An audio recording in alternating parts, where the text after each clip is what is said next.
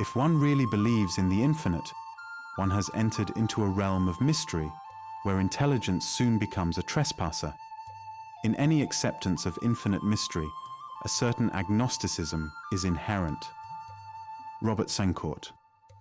One of the most significant discoveries of modern science is that the world we perceive around us is not as it appears.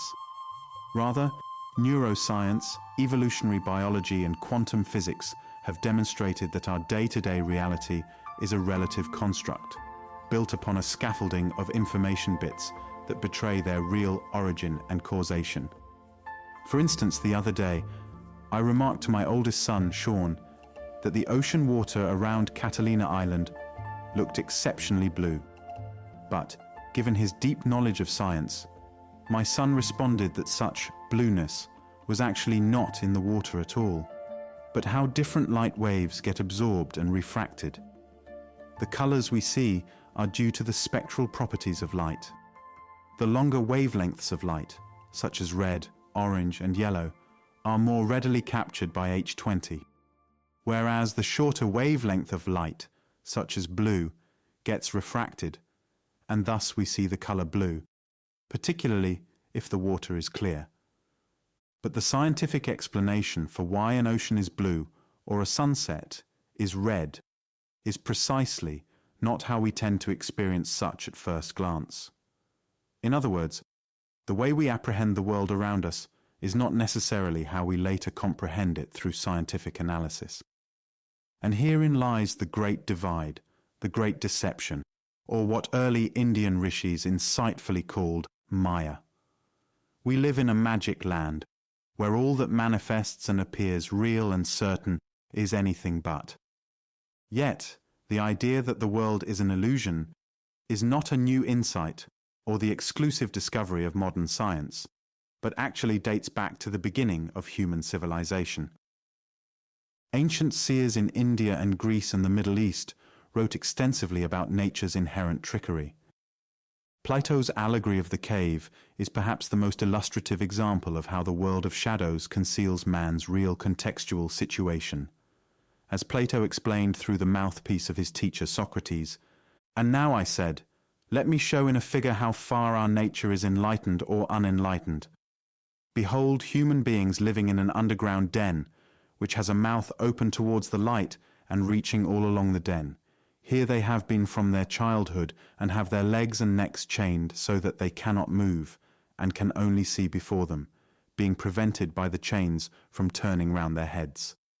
Above and behind them a fire is blazing at a distance, and between the fire and the prisoners there is a raised way, and you will see, if you look, a low wall built along the way, like the screen which marionette players have in front of them, over which they show the puppets.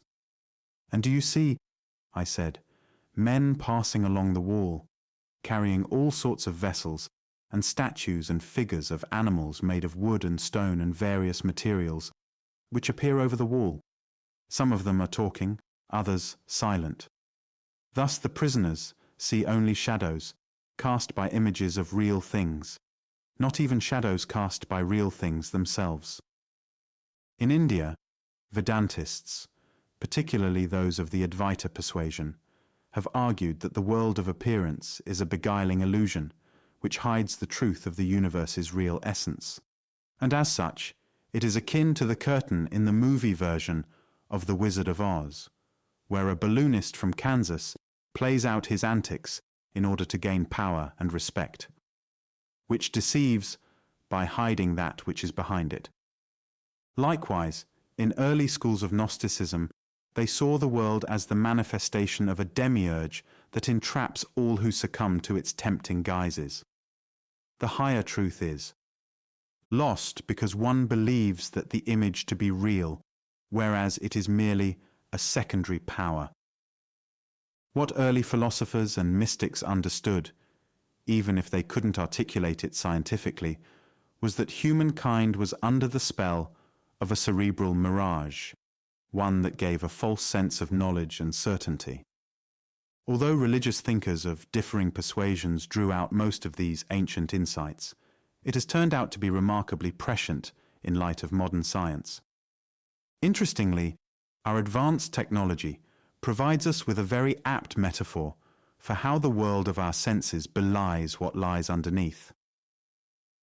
Take a current smartphone, such as an iPhone 6, and almost all of us simply stay at the level of its user interface. We tap and swipe at the screen, opening up a vast array of applications that lead us into a wonderland of Angry Birds, Doodle Buddies, Facebook, Instagram, Flipboard, ad infinitum. And in each of these little islands of entertainment, we become enveloped into virtual worlds, never pausing to reflect that it is all being engineered at a much deeper level behind the screen by software programmers using computer languages such as Objective-C and Cocoa Java. The user interface is, to invoke Plato's allegory, our cave, and we don't even know we are prisoners to the operating system, which unwittingly constrains our movements in a pre-designed template. Aldous Huxley prophesied in the 1930s in Brave New World how we would be enslaved by a variety of amusements. Similarly, the app entraps us by giving us an illusory sense of latitude. As Zadie Smith rightly opined when analyzing the lure of Facebook worldwide, we enjoy the fruits of a social network without realizing that we are not living out our own dreams, but we live within one engineered by a 20-year something named Mark Zuckerberg. But even the programmers themselves are constrained within the languages they use, which are usually pre-given before they employ them. I remember learning Unix at UCSD back in 1984 and feeling a euphoric sense of freedom, since it freed me from the mechanical boundaries of a Selectric typewriter. But then, as I became more proficient in using the language, I confronted its own limitations and realized anew that I was also bounded with another preset coding system. Even when programming, we sometimes forget that all we are really doing is manipulating a binary system of zeros and ones, which is the fundamental basis of all computation, brilliantly articulated by Alan Turing back in 1936 in his famous paper on computable numbers. And binary coding is geometrically portioned within silicon chips, guided and controlled by the transference of electrons from one signal point to another. What we are witnessing, interestingly, is a nested hierarchy: hardware, software, programming, user interface, etc. But for most of us, we know little, if nothing, besides the smartphone's display screen. This is true whether we are using Amazon's Kindle Fire, Microsoft's Surface, Google's Chromebooks, or Apple's latest iteration of the iPad. We are surface surfers in the techno world, and we remain dutifully oblivious of all the subterranean caverns that lurk within. Analogously, our brain has several layers of parallel processing systems. However, we tend only to be aware of our own surface-level consciousness, and as such oscillate between Gerald Edelman's first and second nature, extended present moment sentience, or self-reflective, self-conscious awareness. We remain almost completely incognizant of unconscious processes that take place moment to moment within our own neuroanatomies, whether it is the circulation of blood and our pumping hearts, or the firing of neurons within our cerebral cortex. We are, in essence, strangers to our own genetic programming. In this way, it can be argued that we are predominantly occupied with the human user interface, what we commonly call the waking state. The 9 orifices of our body receive incoming data streams, and we react accordingly, depending on the waves and intensity of information that impacts us. But for the most part, we are not aware, even for seconds, about how these data streams get appropriately channeled. We are witnesses to an ongoing process that seldom requires our deepest attention. And even when our body demands our immediate and undivided attention, we are often helpless to do anything, since the operating system of being human, oh so BH, is beyond our conscious reach. This is why there has been a history of missteps in medicine throughout the centuries, and why, in turn, we have yet to solve even the most mundane of illnesses, such as the common cold. Back in the 1980s, as an undergraduate student at UCSD, I conducted a research study on behalf of my then mentor, V.S. Ramachandran, who has become famous worldwide for his pioneering work on the brain and visual perception. He was curious about how the brain could produce a singular impression of an object, when in fact, distinct channels within the visual cortex were processing the information related to it. We conducted a number of fairly simple, but nevertheless sophisticated experiments to better pinpoint how the brain uses impressionistic and filling in procedures so as to best compute color and motion and synchronize them as a whole, even though processed by different channels. As Ramachandran concluded in his August 1987 paper published in Nature, this strategy allows economy of information processing and also ensures perceptual synchronization of form and color as the object moves.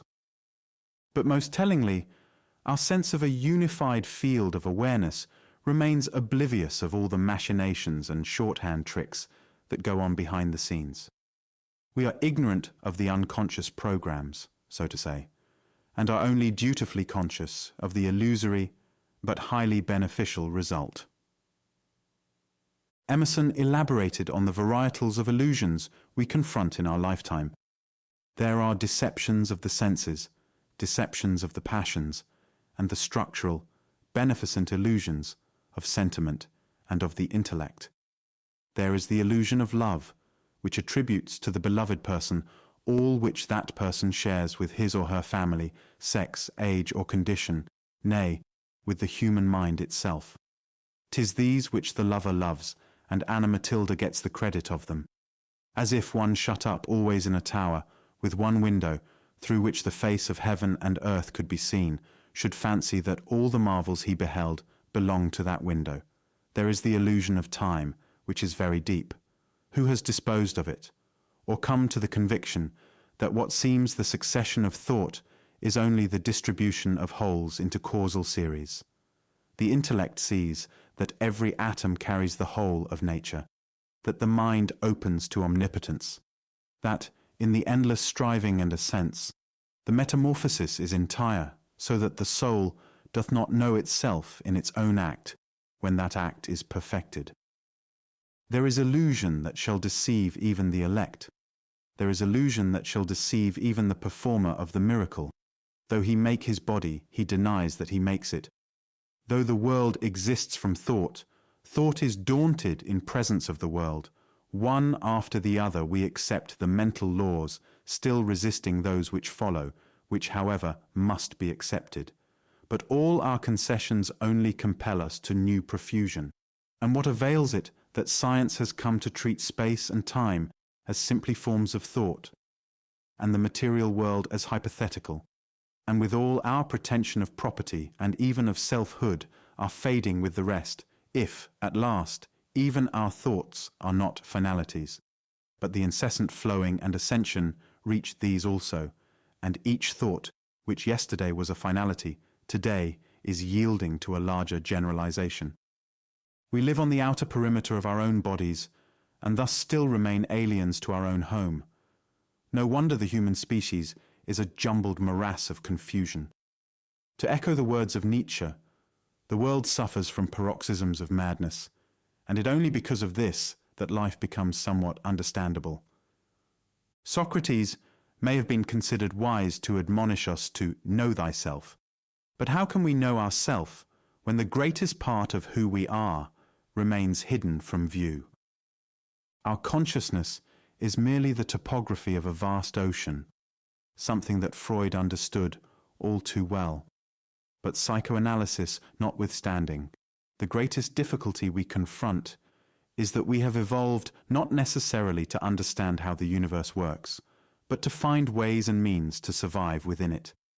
In this way, much of our unraveling of the human condition will be counterintuitive, and what we may assume to be true and evidential on the surface may, on deeper inspection, turn out to be something quite different. This may partially explain why such movies as The Matrix have become philosophically popular worldwide, since they touch upon a universal idea that we live in a veiled cosmos, and that our body-brain complex perennially tricks us. Right now, in this very room, there are innumerable channels of potential knowledge, but we only access a minute portion of them. Depending on the limits of our receiving set, in our case, the triune brain, we can only tune in to a certain set of frequencies, and from this limited data set, we extrapolate and pontificate about the world and its ultimate meaning and purpose. Yet we would immediately recognize the absurdity of our quest if we look at any other animal and imagine how they would ultimately interpret reality. Do we really think that a cow, a dog, or a dolphin, given their respective cranial limits, can deduce how and why they behave or think as they do? Or do we immediately cognize that the limits of their skull are to some measures the limits of their respective worlds? This is not suggest, of course, that an external reality apart from our bodies doesn't exist, or that we are consciously creating our own mini-realities, but only that our filtering mechanisms are not uber-clear transparencies for how things are. Rather, our brains developed, from a biological sense, as eco-adapters to eke out a living within the local environment, so as to best navigate its relative survival, at least long enough to produce viable offspring. Therefore, any deep understanding of human cognition must first understand the historical context from which it initially arose over time. Simply put, a theory of human consciousness necessitates a deep understanding of biological evolution and natural selection, since it is the guiding mechanism for why certain species flourish and others decay into extinction. Consciousness, therefore, is a contextual medium as well as a communicative one. Hence, one's awareness is invariably related to keeping one's body alive long enough so as to ensure progeny. Self-reflective awareness, in other words, doesn't arise within a sterile vacuum, but is the result of a long history of survival successes, since those who didn't withstand nature's cruel and unrelenting competitive game are no longer genetic contenders. All this serves as a necessary prelude to understand the inherent difficulties in developing a robust science of mysticism. All too often, the mystic quest wants to bracket away the physics of awareness, neglecting how and why consciousness emerged as a virtual simulator to better map out future competitive strategies and thereby increase its survival rate. More importantly, the inner journey isn't a pure and unadulterated glimpse into higher realities as such, since what we experience within is also bounded by a whole series of poorly understood pathways. If our brains evolved to neurally trick us so as to better help us make immediate judgments and future predictions in order to live an extra day, then we should be doubly cautious with what magnificent tricks it has in store for us when we penetrate into different realms of awareness. Just as Columbus was mistaken in his map-making when attempting to find a new and perhaps faster route to the east, only to discover hitherto unknown lands, the spiritual aspirant should also be wary of prematurely confusing a preset cartography for the real territory. Interestingly, a number of mystics have also been aware of this danger, and spiritual literature is replete with warning neophytes about not succumbing too early to seductive visions and experiences one achieves within meditation. Ironically, mature skepticism, a cornerstone of science, is also regarded as a virtue in certain interior pursuits, since mystics, like their scientific counterparts, realized early on that much of what transpires within is also illusory. Being skeptical shouldn't be confused with being cynical. The former is a process of actually gathering more, not less, information, whereas the latter is a way of restricting new and unexpected data by twisting its value before allowing it to settle in. Near-death experiences, or more accurately, the reporting of near-death experiences provides a revealing talisman for exploring the question of whether such encounters are the result of neural trickery or flashes of something trans-rational.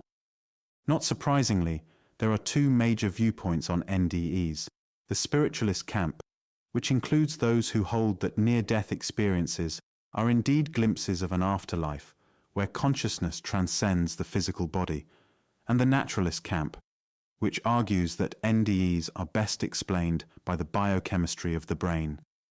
The jury has not yet decided which camp is correct, or if there is some other alternative purview that has yet to be explored. Yet, even at this preliminary stage, there are some telltale indications in these various reports that show quite clearly how consciousness operates as a virtual simulator, and how easy it is to be taken in by such simulations. That we don't always recognize these projections as projections is of elemental importance, since the power and persuasiveness of any vision is equal to the degree that we believe them to be real. Why this is mostly the case appears to be related to our ancestral past, where we had to make quick-on-the-spot judgments about an unusual sight or noise or smell in order not to get attacked by a predator. We might be mistaken in making such hasty assumptions, but on average these presumptions have survival value. Michael Shermer provides a lucid explanation of why our brains evolved for such an adaptation. In my 2000 book, How We Believe, I argue that our brains are belief engines, evolved pattern recognition machines that connect the dots and create meaning out of the patterns that we think we see in nature. Sometimes A really is connected to B, sometimes it is not. When it is, we have learned something valuable about the environment from which we can make predictions that aid in survival and reproduction. We are the descendants of those most successful at finding patterns. This process is called association learning, and it is fundamental to all animal behavior, from the humble worm, C. elegans, to H. sapiens. Unfortunately, we did not evolve a baloney detection network in the brain to distinguish between true and false patterns. We have no error detection governor to modulate the pattern recognition engine. Thus, the need for science with its self-correcting mechanisms of replication and peer review. But such erroneous cognition is not likely to remove us from the gene pool, and would therefore not have been selected against by evolution. This is a truly ironic situation in which we are predisposed to believe in weird things because of our evolved need to believe non-weird things. In other words, according to Harvard University biologist Kevin R. Foster and University of Helsinki biologist Hanna Kokko, the inability of individuals, human or otherwise, to assign causal probabilities to all sets of events that occur around them will often force them to lump causal associations with non-causal ones. From here, the evolutionary rationale for superstition is clear. Natural selection will favor strategies that make many incorrect causal associations in order to establish those that are essential for survival and reproduction. The brain tricks us into believing something to be real when it is not, provided that such trickery provides with a survival advantage.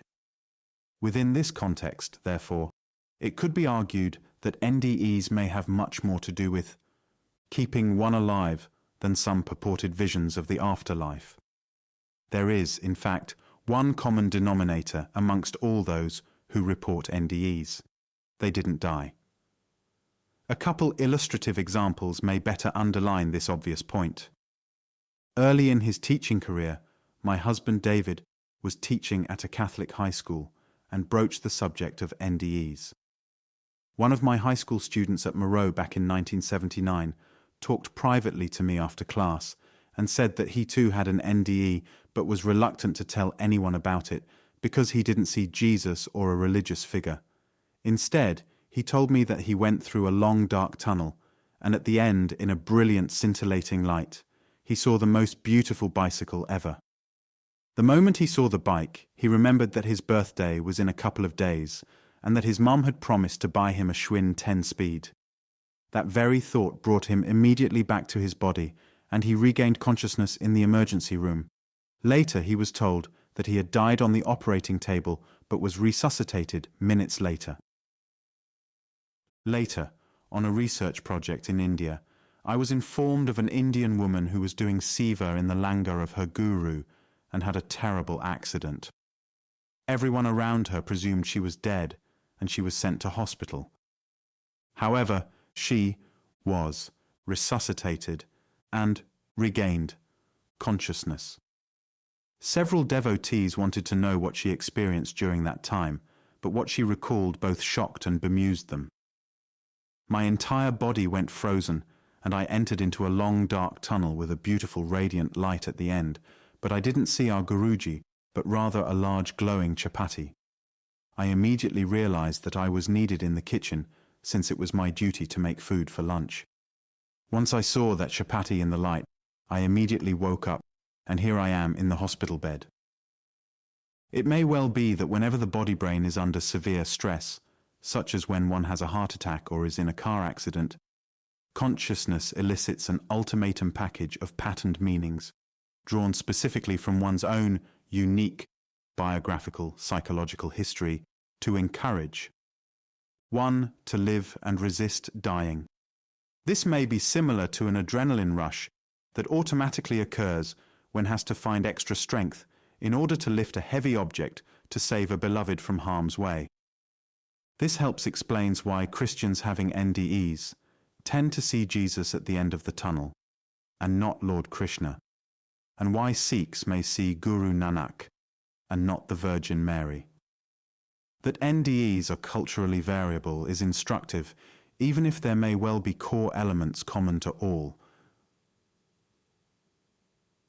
From tunnels, lights, and inner sounds, Paul Tillich, the noted Protestant theologian of the 20th century, defined religion as anything for which we have an ultimate concern. And arguably, this would suggest that whenever one has an NDE, it would elicit from a person's memory those meaning systems or beliefs which were of greatest concern, so as to serve as a goading reminder about why one should want to live and not die. As my husband David points out in his paper, M.E., The Theory of Meaning Equivalence and the Flourishing of Religion, any meaning is better than no meaning, provided such meaning allows one to live an extra day and increase his or her survival odds in terms of replicating strategies. If this is the case, then the obvious neural trick involved in NDEs is that we are not recognizing numinous visions as our own projections, since such recognition may render the experience less persuasive and powerful. This is similar to fantastic dreams, which can be overwhelming and mesmerizing provided that we think they are really happening. The moment we realize that they are just dreams without any binding force, we are no longer bounded by the same fear or desire. A classmate of mine was once haunted with nightmares of a monster that was chasing after him and from whom he was constantly hiding and running away. When he recounted his tale to his psychology teacher, he was told to remember one simple thing. Everything that arises in a dream, both good and bad, are merely manifestations from your own self. Be aware of that, and the terrifying monster will lose its power over you. Interestingly, that is precisely what happened. My friend remembered this sage advice, and the next time he saw the monster, he shook its hand, and the monster said that he was only chasing him because he wanted to be friends. He never had the same nightmare again. In general, no one doubts his or her NDE while it is happening. Imagine, if you will, that a cardiac patient has an NDE and sees what he believes to be Jesus in the midst of the light, as he having an out-of-body experience. Further imagine that this envisioned Jesus speaks to him and tells him about his future life.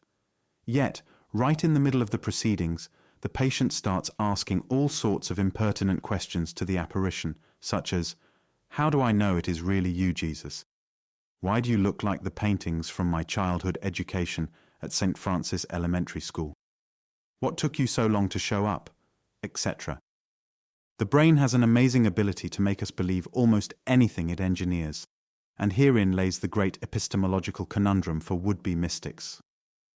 How does one determine what is real versus illusory? We already know from our own lives how easy it is to be duped by a whole array of mind-teasing illusions, so why would be going within be any easier? Aldous Huxley, of course, famously argued that the mind was a filtering mechanism and that human consciousness simply couldn't function if it were allowed to receive all incoming data streams. If such a situation were to occur, perhaps our only viable response would be one of perpetual catatonia. The ability to function for a set duration in any relative geometric space means that one must be largely edited by the physical rules governing such an enclosure. Hence, my psychology is the product of the intersection of physics and biology, even if I may be subjectively oblivious of how these laws actually work. The phantom limb sensation is a good illustration of just how mistaken we can be about what occurs within our nervous system. A majority of amputees report that they can still feel pain in their amputated hand, arm, or leg when they know that such extensions have been long removed. The brain is a modeling system, and even if an arm has been amputated, the image of that arm and its attendant connections to pleasure or pain still resides within the Rolodex of remembered sensations. We can even see things that are not there. Perceptual filling in is how our spectra of vision compensates for missing information due to our physiological blind. Thus, a wobbly image can be arrested and stabilized on our retina, which can lead to a filling up of the surrounding background by images that are literally not there. The mystic who is interested in bypassing mental hallucinations must be a seasoned skeptic. Otherwise, he or she will invariably confuse their brain state for the real state, and this is arguably the original error of what it is like to be human. Freud had long believed that one of his great, if not greatest, discoveries in psychology was how transference amongst some of his patients operated. Within about 6 months or less, they would project, albeit unconsciously, all sorts of fantastical ideas about their doctor, but without a hint of recognition that it was their own doing. In other words, they took to be objective, that was in truth wholly subjective. This conflation of one's internal brain state for an objective reality is an elemental part of what it means to be human. Is this not the underlying modus operandi behind the differences between other species? The world a bee sees, or the world a goldfish envisions, is demarcated by how their respective bodies interact with their local environment. But do we really think that a lizard's brain reveals the ontological truth of the cosmos? Hence, it may be the height of hubris to believe, as we do too often, that our own evolved craniums can grasp the wholeness of the universe when, in point of fact, we only partake a sliver of it. One of the most skeptical of religious texts is the Tibetan Book of the Dead, or the Bardo Thodol. What is perhaps most intriguing about the Tibetan Book of the Dead, at least from a scientific perspective, is its thoroughly rational and skeptical character. Although the text does instruct the neophyte to accept the clear void light as one's own, it does not describe in precise terms what that light is. Instead, it concentrates on what the light is not. It is not anything that can be heard, touched, or felt, even on a higher or more elevated plane of awareness. It is, on the contrary, the suchness or context or spectrum out of which all things operate, but in and of itself cannot be grasped as any particular thing. Thus it is always identified through negation, neti, neti, not this, not that, or through negative images, emptiness, void, vacuity, etc. It is, if we can describe it at all, no thing. The implications for the dying Lama are clear. Do not accept whatever may arise in the intermediate stage just after death, for each apparition betrays its real origin, imputing a sense of reality and permanence upon something that has neither. Realize rather that nirvana is the source from which all visions arise and is therefore itself not a vision. Or, put in more philosophical terms, truth is the condition from which all conditions arise, itself not being a secondary effect. Immanuel Kant turned philosophy on itself with his critique of pure reason, essentially demonstrating that our very faculties for discerning truth are themselves tainted.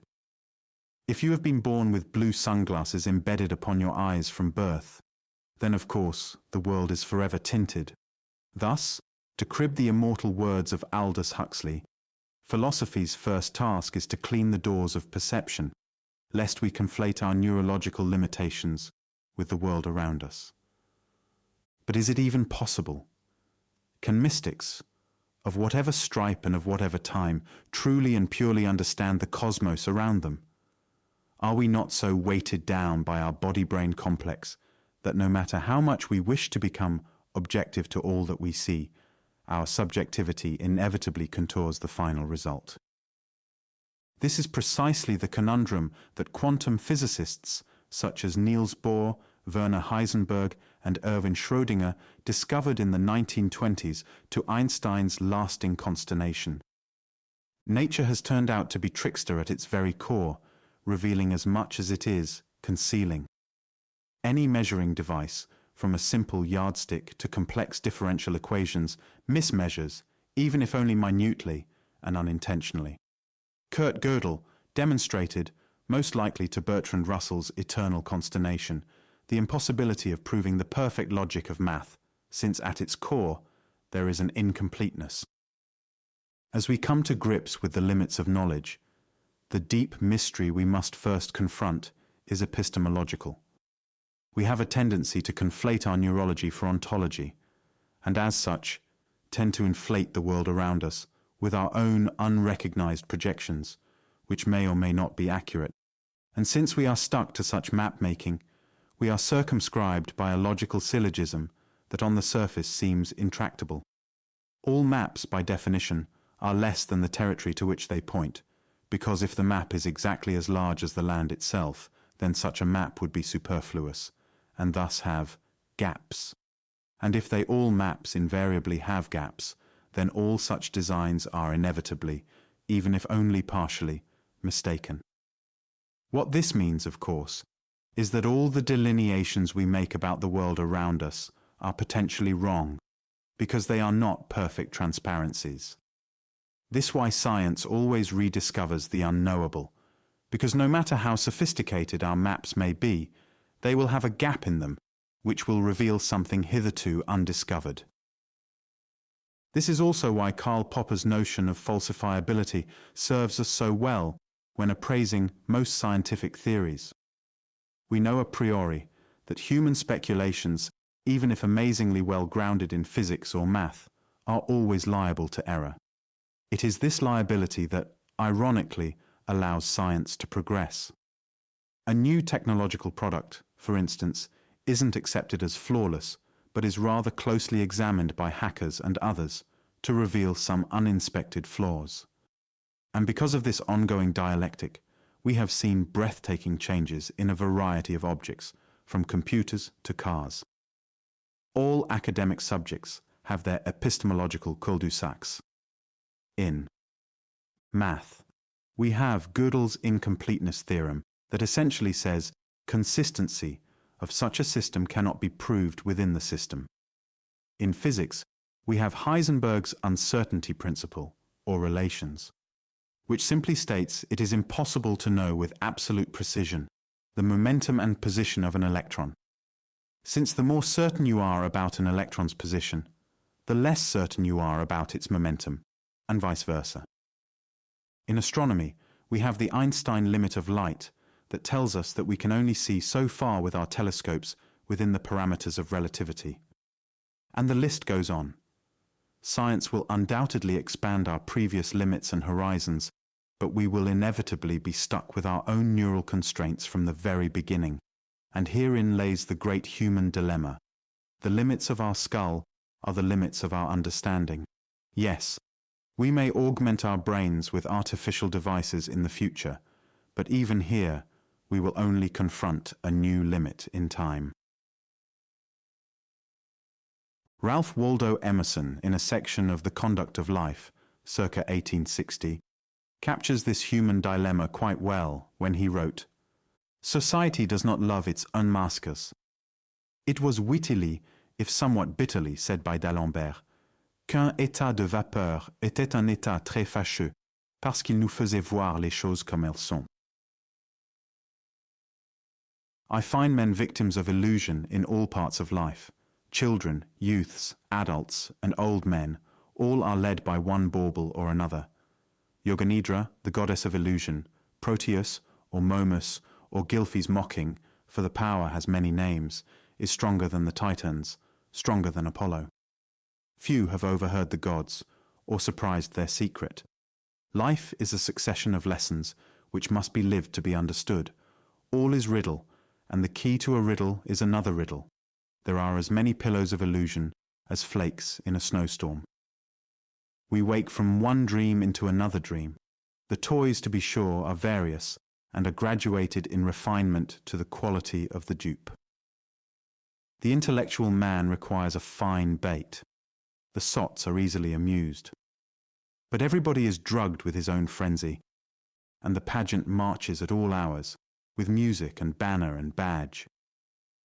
Or, as the essay, Exploring the Dangers of Reification, emphasizes, phenomenologically speaking, yes, we do live in a multiverse of differing states of awareness, but I think we should be cautious about how we use the word real when describing what these experiences ultimately mean and entail.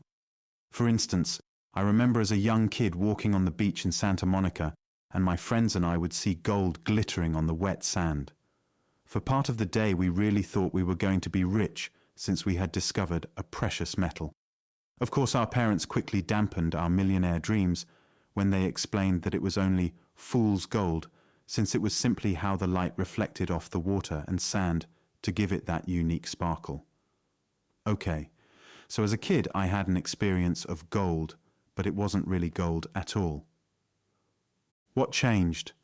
My interpretation of the phenomenon. The thing itself remained the same, even though my experience was irrevocably altered. When it comes to subtler realms of consciousness, the difficulty in determining the relative reality, or permanence, or consensually share inputs, of what arises is much more fraught with potential missteps, given the paucity of an overwhelming agreement on such matters. The mystic, in this context, is indeed a skeptic, never taking for granted that which arises to be the totality of what is, but rather always looking behind the screen for the deeper explanation. This invokes a natural humility in such a seeker, since he or she know a priori that whatever is discovered is never the ultimate as ultimate, since it is never-ending quest that always increases one's sense of the infinite. Crudely, we are like wayfarers who stand on the seashore, who at first can only see 50 yards out to sea because of a dense fog. But as the sun begins to penetrate, our vision of the horizon increases minute by minute. Likewise, the more we understand the limitations of our purviews, the more willing we become to transcend them with ever-improving vistas. This why the mystic scientist, Nicholas of Cusa, long ago argued that the way of knowledge is, paradoxically, through the way of ignorance. Science has made tremendous progress exactly because it is predicated upon being potentially wrong in its map-making, and thereby allows better informed cartographies to replace what has come before. While tradition may be honored and respected, from Archimedes to Newton, science works best by upsetting and uprooting authorities of the past by looking for any possible errors or gaps in earlier knowledge systems. As the article The Feynman Imperative illustrates, but again, what makes science work and progress is that it is predicated not upon what we desire or wish, but rather competing our guesses, hunches, and theories by allowing them to be tested in real-world situations and against other hypotheses and other viewpoints. In this remarkable cauldron, we uncover those ideas which survive W.V. Quine's intertwining holism. Any ism can do the same. Science is, after all, a human enterprise and open to anyone, anytime, anywhere. But to qualify as scientific, it must do that most remarkable of things. It must be willing to be disproven, to be corrected, to admit to error. Let me illustrate this from an incident that happened to me when I bought the first Apple iPad back in 2010 and brought it to the computer technical support team at my college. I wrongly assumed that they would be mesmerized by the new gadget, and I was expecting some oohs and ahs. That is not what I got. Instead, almost from the moment they placed their hands on the touchscreen and began swiping this or that app, they voiced complaints. It doesn't have flash? That sucks. No camera? No SD slots? And so on. I was taken aback and thought to myself that these techies don't appreciate a good product when it stares them in the face. But then later that night I smiled and realized that they were right to be so critical. Why? Because seeing the flaws or the mistakes or the weaknesses in something and imagining better ways to do it is precisely how such tablets will be improved in the future. And so they have, as anyone with an iPad 4 or an iPad 5 will attest. Science works and advances because it is rooted in trying to spot weaknesses or flaws or insufficiencies. It is in a way conscious map-making, where the would-be cartographer is constantly surveying possible gaps in the best up-to-date topographies. Feynman cautioned his would-be scientists at Caltech on their graduation day that the first principle is that you must not fool yourself, and you are the easiest person to fool. While this is certainly helpful advice, the problem is that our brains were designed to trick us from the very start, since every experience we have of the world, both within and without, isn't, as Kant pointed out centuries prior, the thing in itself, but rather the end result of filtering process, which invariably colors whatever we see and hear and touch around us. The recognition that the mind is a simulator par excellence doesn't liberate us from its unceasing simulations, since even that recognition is part and parcel a simulation as well. We are living in a neural paradox which may be likened to an endless hall of mirrors, where what we think we recognize as real and substantive may on closer inspection be merely an image of an image of an image, ad infinitum. Perhaps if we kept in mind our own very limited perceptions, we could avoid the greatest pitfall of all, the delusion of certainty, science's greatest gift to us personally, may that of humility. Why? Because as Stuart Kauffman in his book Reinventing the Sacred Intones, reason itself has finally led us to see the inadequacy of reason. We must therefore reunite our full humanity. We must see ourselves whole, living in a creative world we can never fully know. Stephen Wolfram, in his large and to some overhyped megavolume, A New Kind of Science, comes to a similar conclusion as Kauffman when he realized the limitations of computational reducibility when he writes, in the end, the principle of computational equivalence encapsulates both the ultimate power and the ultimate weakness of science, for it implies that all the wonders of our universe can in effect be captured by simple rules, yet it shows that there can no way to know all the consequences of these rules, except in effect just to watch and see how they unfold.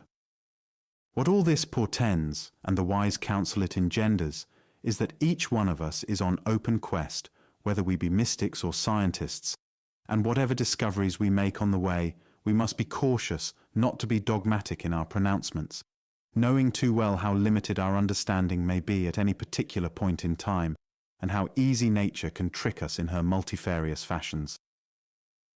Nicholas of Cusa, writing in Latin, called this proglomena, on learned ignorance, and famously quipped, paradoxically as it may at first sound, that the unattainable was attained by its unattainment. We are better educated, in other words, when we realize how little we know, or, as Nicholas of Cusa himself penned, for a man, even one very well versed in learning, will attain unto nothing more perfect than to be found to be most learned in the ignorance which is distinctively his. The more he knows that he is unknowing, the more learned he will be. The warning shot for would-be mystics is that we under the spell of a cerebral mirage, and to understand what consciousness is, we must first come to grips with its beguiling and deceptive nature. As the article, The Physics of Deception states, and yet maybe understanding the very root of Maya is precisely how and why science has progressed where other paths have failed. Why? Because science, unlike traditional religions of the past, is a consistent method of doubting what we think we know and not relying on what we may wish to be the case. Science, in other words, is a path of systemic disbelief, which, like the very literal meaning of Maya, looks askance at disparate phenomena and its attendant explanations, which invoke affirmations of I believe, and proclaim something inherently more radical, netty, not this, not that, and by such a procedure patiently unravels the hidden knot that for millennia has remained unravelled. As a child, I was fascinated by a set of Chinese boxes, which contained smaller boxes hidden within it. However, I couldn't access all the boxes at once, since each were locked by a secret panel that I had to discover and then unlatch. Recently there has been much pointed, if controversial, discussion in astrophysics about how our universe may be a subset of something much grander, but which is clouded from view. Raziapur Hassan, Niayesh Afsori, and Robert B. Mann, in a recent paper published in the Journal of Cosmology and Astroparticle Physics, theorize that our three-dimensional universe emerged as a consequence of the formation of a black hole in a higher dimensional universe, but which is cloaked by something similar to an event horizon. In a more popularized version of their thesis, the black hole at the beginning of time. In the August issue of Scientific American, the authors propose that the Big Bang is a cosmic mirage. Our picture would cloak the singularity at the Big Bang, just as an event horizon cloaks the singularity at the heart of a black hole. In this sense, we are living in a three-dimensional, holographic image of a four-dimensional parent universe. We are, and not just metaphorically, the descendants of a cosmic beginning for which we have no direct access. The rishis of old had long felt that something was deeply amiss about our understanding of reality and that a deeper truth remained obscured from view. Today, scientists from almost all different fields have come to a similar conclusion, albeit with a whole array of supporting evidences to back up their claims.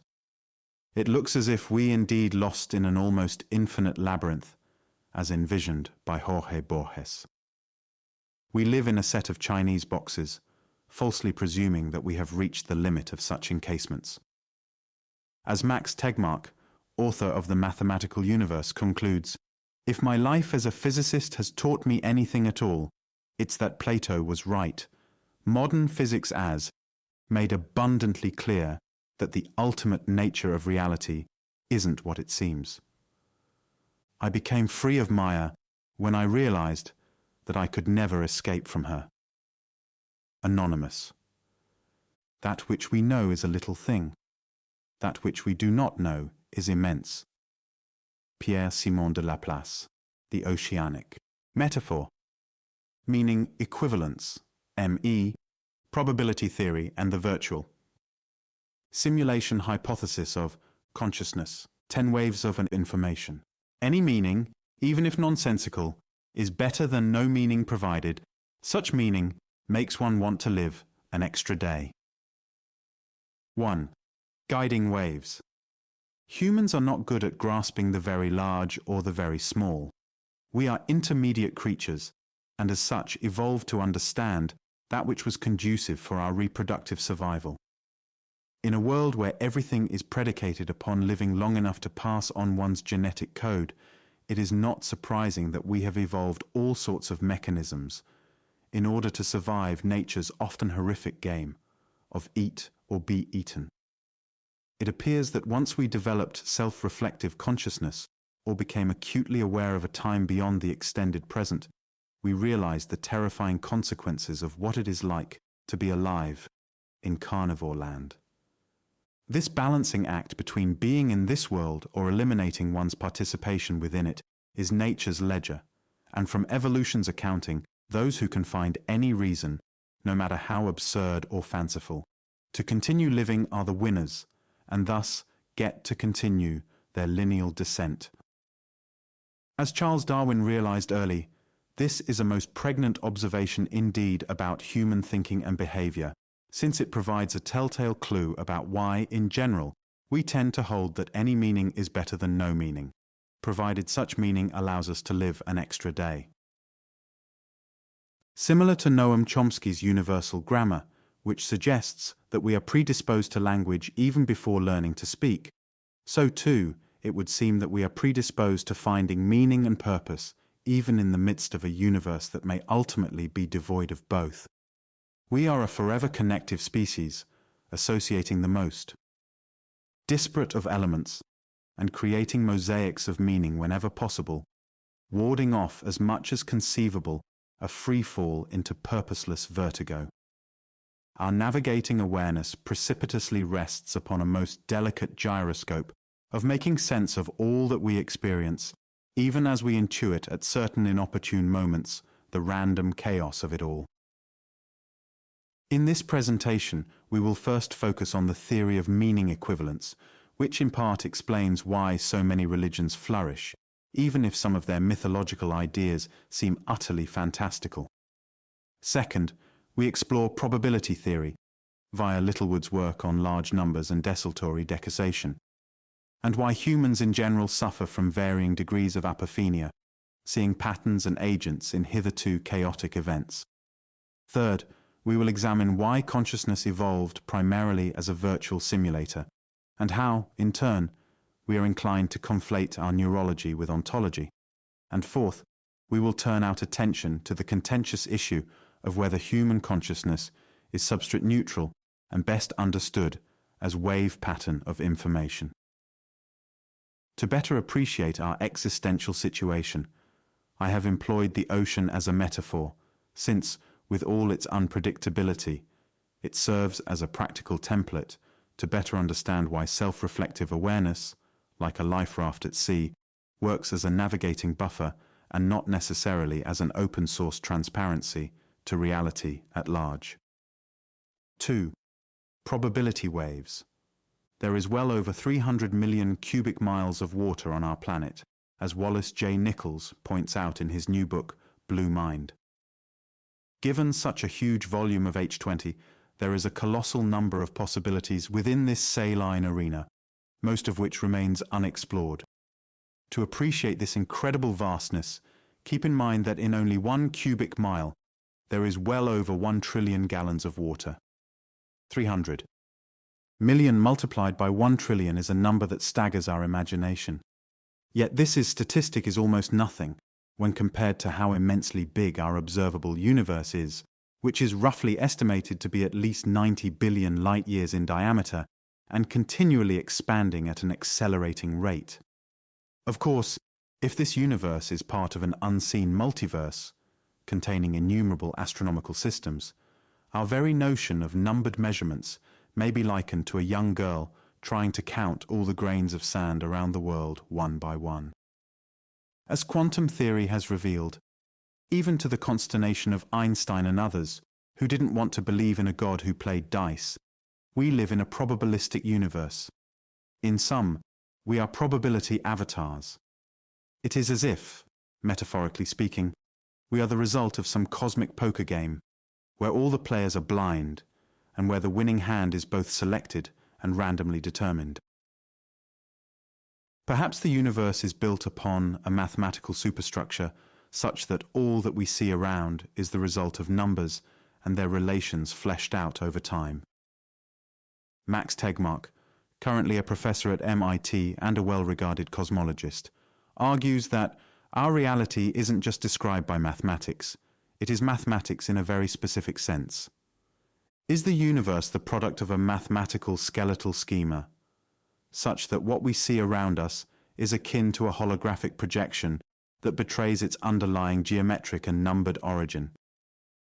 While the scientific jury is still out on answering this particular query, it is interesting to note that we now have a sufficient series of telling analogies from our virtual lives, as expressed in our varying computational smart devices, to better understand the implications of Tegmark's MUH hypothesis. The theory that the universe is math-made flesh is an instructive one, even if it only turns out to be part of a larger patchwork. We already know that Einstein's theory of relativity can only be properly understood within a geometric framework where gravity is geometry. Likewise, our deeper appreciation of quantum mechanics necessitates coming to grips with indeterminism and how probability plays an elemental part in how we not only measure the very small, but also how we alter it by our array of instrumentations.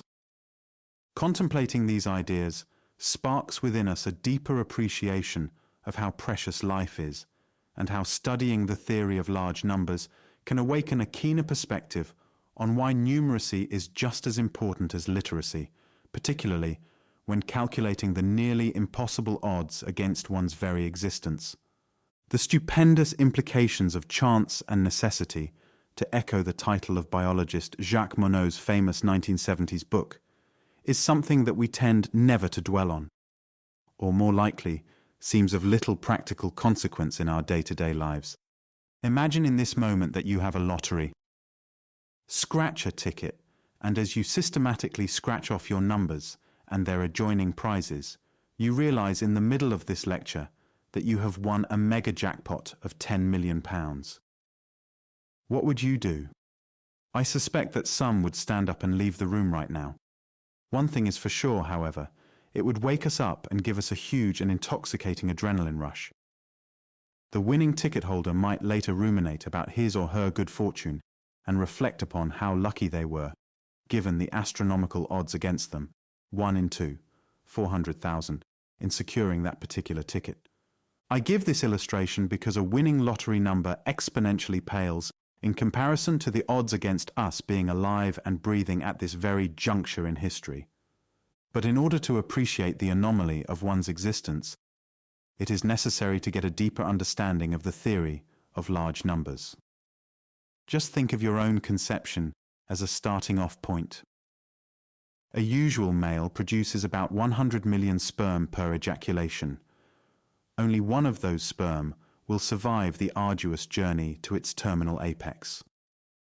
How many sperm does a male produce in, say, an 80-year lifespan? No precise count is possible, since it varies with each individual, but one can roughly estimate the number to be around 500 billion, or perhaps more impressive sounding as a 1-2 trillion. If your own father had 5 children, this would mean that just in terms of sperm, you are a 1 in a 100 billion winner. Couple this with the rarity of your mother's egg, of the nearly 500,000 follicles, where only about 400 or so will become viable, and the very fact that you are alive is beyond any moneyed lottery you will ever enter. But this is only an infinitesimally small fraction of the monumental odds against you being here, since one has to factor in all the preceding ancestors who came before. Roughly speaking, and depending on how many children were sired, the odds of 1 in a 100 billion doubles every generation, so that if you trace your lineage back to Africa 85,000 years ago, the odds become ever more daunting. This too, of course, is but a smidgen when one realizes that each of us trace our evolutionary past from humans to single-cell organisms, a journey stretching back to the origins of life on this planet, some 4.5 billion years ago.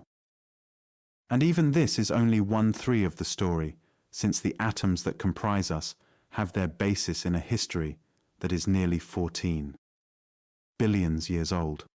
A visual infographic entitled "What Are the Odds?", which has gone viral on the internet, puts the number against you being alive right now as innumerably greater than all the particles in the universe. This has led erstwhile sober scientists to theorize that the universe appears to be consciously designed with humans, ultimately in mind.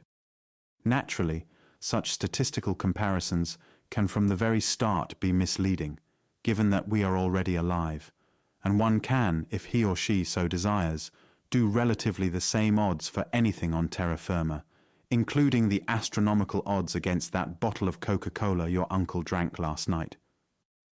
Yet, there is no getting around the fact that evolution is a universal version of the Hunger Games writ large.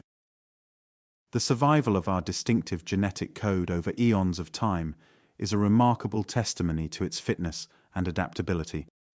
But what is even more remarkable is how much luck was involved in our temporarily resisting the second law of thermodynamics. In other words, regardless of whether we calculate the odds for a wild grain of rice, a bottlenose dolphin, or a Tibetan monk to live, even momentarily.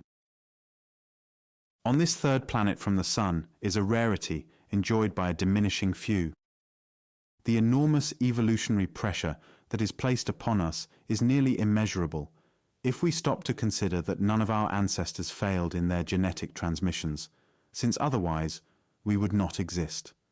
Everything is competing, consciously or otherwise, for a temporary safe haven, realizing all too well how easy it is to be eliminated from the proceedings.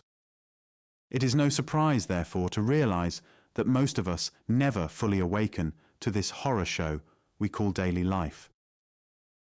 To emotionally feel this existential situation is literally unbearable, and gives fuel to why Albert Camus could reasonably argue in the myth of Sisyphus, with a straight face, that there is only one really serious philosophical question, and that is suicide. Judging whether life is or is not worth living amounts to answering the fundamental question of philosophy. All the rest, whether or not the world has 3 dimensions, whether the mind has 9 or 12 categories, comes afterwards. These are games one must first answer. And if it is true, as Nietzsche claims, that a philosopher, to deserve our respect, must preach by example, you can appreciate the importance of that reply, for it will precede the definitive act. These are facts the heart can feel, yet they call for careful study before they become clear to the intellect. Shakespeare, writing centuries before, perhaps captured this human dilemma best when, in the nunnery scene of the play Hamlet, he writes in a soliloquy, "To be or not to be, that is the question. Whether 'tis nobler in the mind to suffer the slings and arrows of outrageous fortune, or to take arms against a sea of troubles, and by opposing end them. To die, to sleep, no more, and by a sleep to say we end. The heartache and the 1,000 natural shocks, that flesh is heir to, 'tis a consummation devoutly to be wished. To die, to sleep perchance to dream. Aye, there's the rub. For in that sleep of death, what dreams may come, when we have shuffled off this mortal coil, must give us pause. There's the respect. That makes calamity of so long life. For who would bear the whips and scorns of time, the oppressor's wrong, the proud man's contumely, the pangs of despised love, the law's delay, the insolence of office, and the spurns? That patient merit of the unworthy takes, when he himself might his quietus make. With a bare bodkin, who would these fardels bear, to grunt and sweat under a weary life? But that the dread of something after death, the undiscovered country, from whose bourne no traveller returns, puzzles the will, and makes us rather bear those ills we have, than fly to others that we know not of. Thus, conscience does make cowards of us all, and thus the native hue of resolution is sicklied o'er with the pale cast of thought, and enterprises of great pitch and moment. With this regard their currents turn awry, and lose the name of action. Soft you now, the fair Ophelia. Nymph, in all thy orisons, be thou all my sins remembered. Thus it is not surprising that Homo sapiens, with their enlarged brains, which see well beyond the day's horizon, should have developed fine-tuned antennae for reasons and purposes to prolong living and not simply give up. But for something to be truly meaningful, as the social theorist Peter Berger insightfully argued decades ago, it must be seen as believable and plausible. Otherwise, if our beliefs lack such a requisite plausibility, we are thrown back once again to that most precarious of postures, looking down at the abyss. In other words, we must find something of value and of truth in our seeking, and to the degree that we feel assured in our philosophical or religious templates, the easier it is for us to willfully act towards a calculated goal. Thus, meaning or purpose isn't as powerful if only seen as merely projective and relative. The more we are convinced in the truth of our chosen trajectories, the more energy we feel in accomplishing our stated aims. A good example of how this operates can be seen in the movie version of The Wizard of Oz, where Dorothy is convinced by a whole host of external agents, from the lollipop kids to the good witch, that the best way go home to Kansas is to follow the yellow brick road to the Emerald City and secure an audience with mighty and powerful wizard. Dorothy must firmly believe that walking upon the yellow brick road is a genuine and viable path to ensure her liberation. Otherwise, she would be stalemated in her quest and be overwhelmed by an array of possibilities. More precisely, Dorothy must really believe before she can act. This is what Camus means when he says that we must answer the primary question of whether to succumb to suicide or not before can embark on how to live this life. Imagine you are going to ride on a brand new roller coaster, and once seated you discover to your shock that the track hasn't yet been completed, and that at the very end of the ride you will end up dying in a huge ball of fire. Further, imagine that the roller coaster lasts for a set duration of time. Fill in the blank. An hour, a day, a year, a decade. On such an up and down journey, you have two fundamental options. Jump early and die, or don't jump and die when it goes off the track. This is reminiscent of the opening sequence to the 1940s British movie A Matter of Life and Death, where the main character is a British Royal Air Force pilot, played by David Niven, returning from a bombing run during World War II. However, his plane is critically damaged and on fire. He is confronted with two options: stay with the plane until he is burned alive, or jump, and most certainly die from impact. In a much less dramatic context, and with longer time gestations, is this not our own situation? Are we not also on that same ride in life, spinning as we do on a planet going some 60,000 plus miles an hour, year-long around a massive object known as our Sun? Do we not have to decide whether we wish to stay or jump on this global spacecraft? What is it that prevents us from leaping? Charles Darwin and Alfred Russel Wallace discovered the answer, and it explains, perhaps too well, why the overwhelming majority of Homo sapiens do not commit suicide. Who we are right now is the result of a tremendously long line of successes. None of our ancestors killed themselves before puberty, since even one such premature death, consciously intended or not, means we wouldn't be alive today. We are an amazing repository of undying, the pun is intended, genetic successes, and as such, carry within ourselves the unique record of our unimaginably competitive past. This is why Darwin could argue as early as 1859 in On the Origin of Species that in the distant future I see open fields for more important researches. Psychology will be based on a new foundation, that of the necessary acquirement of each mental power and capacity by gradation. 4. Purposeful waves. Given this pruning heritage, it is no wonder that Homo sapiens appear to have a built-in meaning positioning system, MPS, since without such an inclination, the world's disorientations would be too overwhelming to navigate. I remember back in 2004, I suffered an acute vertigo attack while disembarking from our little electric boat. I was with my then 4-year-old son, Schauen. And I couldn't stand up, so I put Sean on my back and slowly crawled along the dock up to the gangplank to a safer area. I couldn't position myself in the least, since my world was spinning off its axis. All of this happened because I had taken one Vioxx pill that was prescribed by my dentist for recurring tooth pain. I have an older friend, a one-time Hollywood stuntman and coordinator, who told me of his own severe case of vertigo, which his doctors diagnosed as benign paroxysmal positional vertigo, BPPV, which is a condition resulting from loose debris, otoconia, that collect within a part of the inner ear. In addition to head injury, BPPV can occur due to the degeneration of inner ear hair cells during the natural process of aging. I bring this up precisely because I think it is a fitting analogy to the deep need in human beings to have a stabilizing meaning positioning system, MPS, particularly in a world where, to cite Darwin's quote of Tennyson, nature is red, red, in tooth and claw. Just as the tiniest bits of otoconia within the inner ear can flatten the heartiest of men within seconds, so too can we succumb to any host of mental disturbances if we lose sight of some balancing meaning in our day-to-day lives.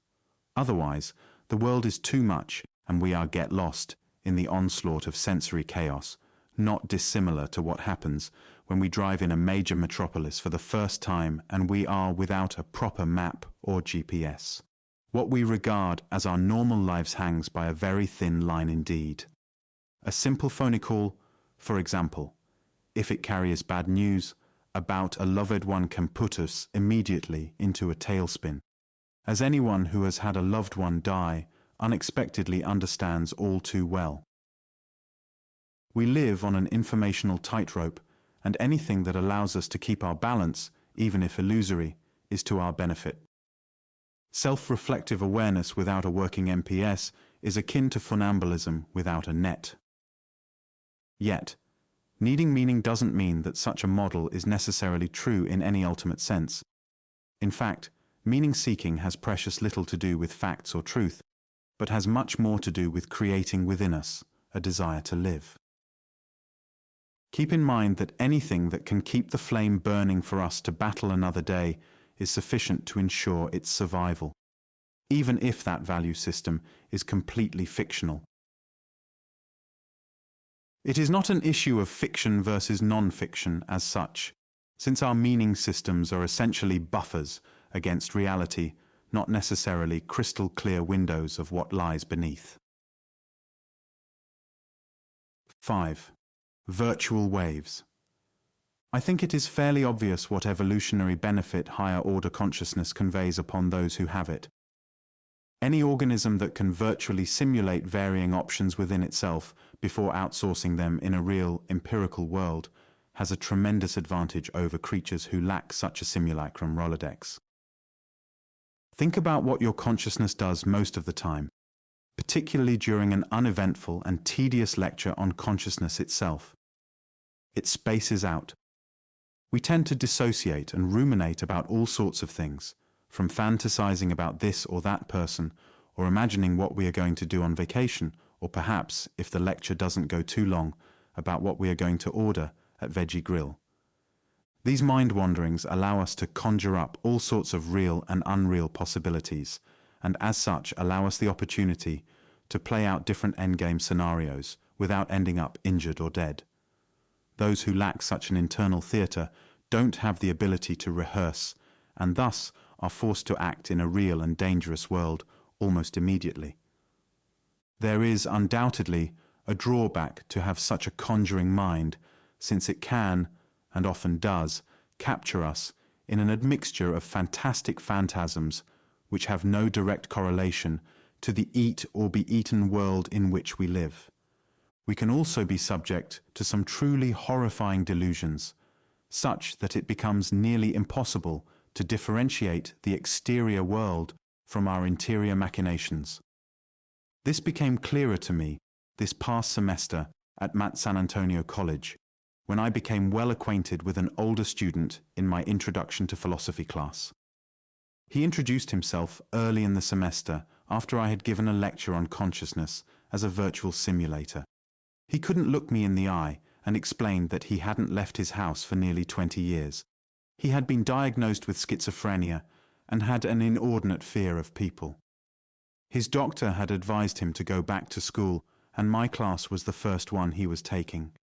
He was mesmerized by the idea of the virtual simulator, since he felt that it explained his situation to a T. He then proceeded to write a long narrative in which he described in excruciating detail what a typical day in his was like. Here is but one small excerpt.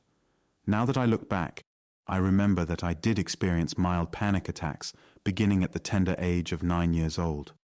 I would sleep in a sitting position because I thought I was going to vomit my intestines if I slept lying down. I slept in this position for months. Now that I look back at this moment, I realize that this was just the beginning of the nightmare that lay ahead. You see, once a stubborn notion enters my mind, I cannot get rid of it. It completely takes over my mind and body. I guess I am so screwed up in my head that when a notion enters my mind, I get sick for days. My body gets overwhelmed with fear. I also begin to tremble. My head begins to hurt and my stomach begins to turn. I sometimes even suffer from diarrhea. The sickness lets me know that a negative notion has entered my mind. If the notion was caused by wearing a new shirt, I either don't ever wear the shirt again, or I decide to put up with the sickness every time I wear it. I have been asking myself the same question for 20 years. How can something as harmless as a shirt cause so much mental and physical pain? I know the shirt is not to blame for my defective mind, but I would still love to know the scientific explanation from beginning to end. I always end up depriving myself of many simple pleasures in life because I have associated them with pain. Half of the things I own, I don't use, because a negative notion in my head developed that induces fear every time I try to use these items. For example, I bought an expensive stereo a few years ago, and I haven't touched it since then. I am afraid that my head is going to explode if I listen to the stereo. That is the crippling belief that exists in my mind. Every time I try to use these items, a rush of fear takes over me, and I begin to perspire. My stomach begins to turn, and I immediately begin to get sick. If I am ever in a rare happy mood, all I have to do is reach out for one of these items, and fear and sickness will wreak havoc on my body and mind. As I got to know this student, we would invariably talk at length after our class was over. I realized how brilliant he was. Indeed, he was by far the brightest student I had taught in years, since he seemed to grasp almost any complex subject immediately, despite not having any academic training per se. What truly surprised me, though, was that once he understood the virtual simulator hypothesis, it noticeably calmed him down, because the model helped him better understand his own behavior and how he was fueling, even if unconsciously, his own obsessive behavior and getting trapped within it. Over the course of the term, he even began to make prolonged eye contact and to develop a sense of humor about his predicament. This student also claimed to have improved more in the past few weeks than had in 10 years of seeing his psychiatrist. It may well be that if we are convinced in the rightness of a theory and how it applies to our own situation, it can liberate us to some degree from our own guilt and our own consternations. For example, I have noticed that a medical condition can dramatically improve if I receive a proper diagnosis that I can firmly believe is accurate. Clearly, the placebo effect is a powerful one across all fields, including those suffering from certain mental illnesses. Higher order consciousness may provide a tremendous advantage for us to live within our heads before acting out our varying plans, but it can also boomerang against us, since we have a tendency to conflate our dreams with the world around. To the degree that our internal models help us navigate and survive, it is a tool of incalculable power, but to the degree that it binds us into mistakenly believing, without sufficient evidence, our own imaginings, we can become prisoners within its hallucinatory walls. The mind is a simulation operator and evolved to allow individuals to imagine and plan for events not yet occurring in the world we live and breathe in. As Michio, Kaku, theoretical physicist at City College of New York, explains in his most recent book, The Future of the Mind, human consciousness is a specific form of consciousness that creates a model of the world and then simulates it in time by evaluating the past to simulate the future. This requires mediating and evaluating many feedback loops to make a decision to achieve a goal. It can be argued that we are all delusional to some extent, since many of our delusions, religious or otherwise, allow us to buffer ourselves from the stark reality that the planet we find ourselves foraging about is a death machine where no one gets out alive. Consciousness, as a virtual simulator, Edelman's second nature, may have evolved not only to help us with developing ways to strategize, but also to distract us from our precarious predicament. As my student once quipped to me, too much reality and we become catatonic, and too much fantasy and we become schizophrenic. Perhaps most importantly, certain aspects of the virtual simulator hypothesis have been tested and are garnering impressive results. New Scientist recently reported that thinking about a certain activity, such as juggling skills, before doing it could significantly improve one's ability later on. Suklay Liu and her colleagues from the National Institute of Neurological Disorders and Stroke in Bethesda, Maryland, asked 8 adults to watch a circle on a screen while an fMRI machine scanned their brain. When the circle turned into a triangle, the volunteers moved their fingers. This movement caused activity in their premotor cortex and supplementary motor cortex, brain areas involved in imagining moving and actually moving, which in turn raised a bar on the screen. The more synchronized the brain activity, the higher the bar went. More synchronization has previously been linked with better performance in movement tasks. The researchers then asked the volunteers to imagine performing a complicated action, whatever they liked, as long as it increased the height of the bar. This enabled them to develop a way of improving coordination between the brain regions using thought alone. After an hour of mental practice, participants were 10% faster at a manual task. Those who showed the greatest increase in speed also showed the greatest enhancement in synchronization. Interestingly, some neuropsychologists believe that our sense of a self developed after, not before, we evolved ways to envisage, via intentional stances, why others behaved the way they do. In other words, we became adept at projecting prior to becoming adept at reflecting. 6. Equivalent waves. I think the simplest reason that there are thousands of religions around the world is due to meaning equivalence, which is that any meaning is better than no meaning, provided such meaning makes one want to live an extra day. It is not really an issue of whether one religion is truer than another, or even that a particular religious system is simply made up, but rather that the believer finds something of value or solace in it. The fundamentalist Christian, Muslim, Hindu, Sikh, and Scientologist each have differing ideologies, but what they share in common is that they are each believers, and it is the act of believing and not necessarily what is believed that is the motivating force. This is a very obvious, but nevertheless telling point that is too often obscured by a relentless focus on doctrinal differences and not on what is the same with all devotees, without exception: the brain. The theory of meaning equivalence, ME for short, helps explain why even the most bizarre of creation myths can be accepted as true by otherwise very rational and level-headed disciples. For instance, in Eckankar's cosmology, it is believed that the true teachings were originated on the city of Retz, on the planet Venus, and transported to this planet some 6 million years ago by an ancient master named Gakko.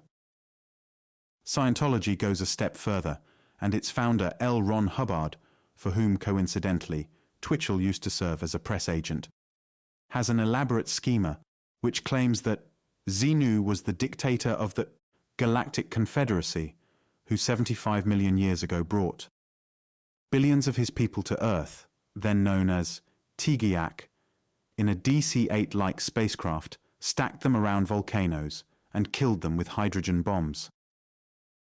Official Scientology scriptures hold that the Thetans, immortal spirits, of these aliens adhere to humans, causing spiritual harm. However, new creation stories are not any more bizarre than old ones. Being brought up in the Roman Catholic Church, I was taught almost from birth that thousands of years ago, if not millions, there lived two humans named Adam and Eve who displeased God by eating from the tree of knowledge, even though they were forbidden by him to do so. However, a closer reading of Genesis shows that there was also another tree in the Garden of Eden called the Tree of Everlasting Life. And because God feared that Adam and Eve, with their new-found knowledge, would soon discover its location and eat of its fruit and become like him, he cast them out of the garden and put a cherubim and a flame of fire to guard it, ostensibly forever. What overall purpose do these narratives serve, particularly if one cannot verify their respective truth claims? They provide an overarching narrative in which to explain why the world is so perplexing and help position one's relative place within it. These are contextual stories that ultimately give one purpose in a cosmos that seems devoid of any. 7. Interrupting waves. However, reflecting before projecting, though it is a wondrous survival tool, carries an unforeseen downside. To the degree that I am freer than other animals to directionally ponder in my mind unimagined scenarios, it allows me to better adapt to unexpected future outcomes. But this same freedom also opens me to imagine my own cessation and those of others that I am attached to and love. A dog doesn't appear to meditate on how distant stars will die and transform into black holes, or how universes may appear and disappear over eons of time. Yet, as humans with enlarged brains, we evolved to ponder all sorts of imponderables, and thus our Darwinian gift is also at times our Darwinian curse.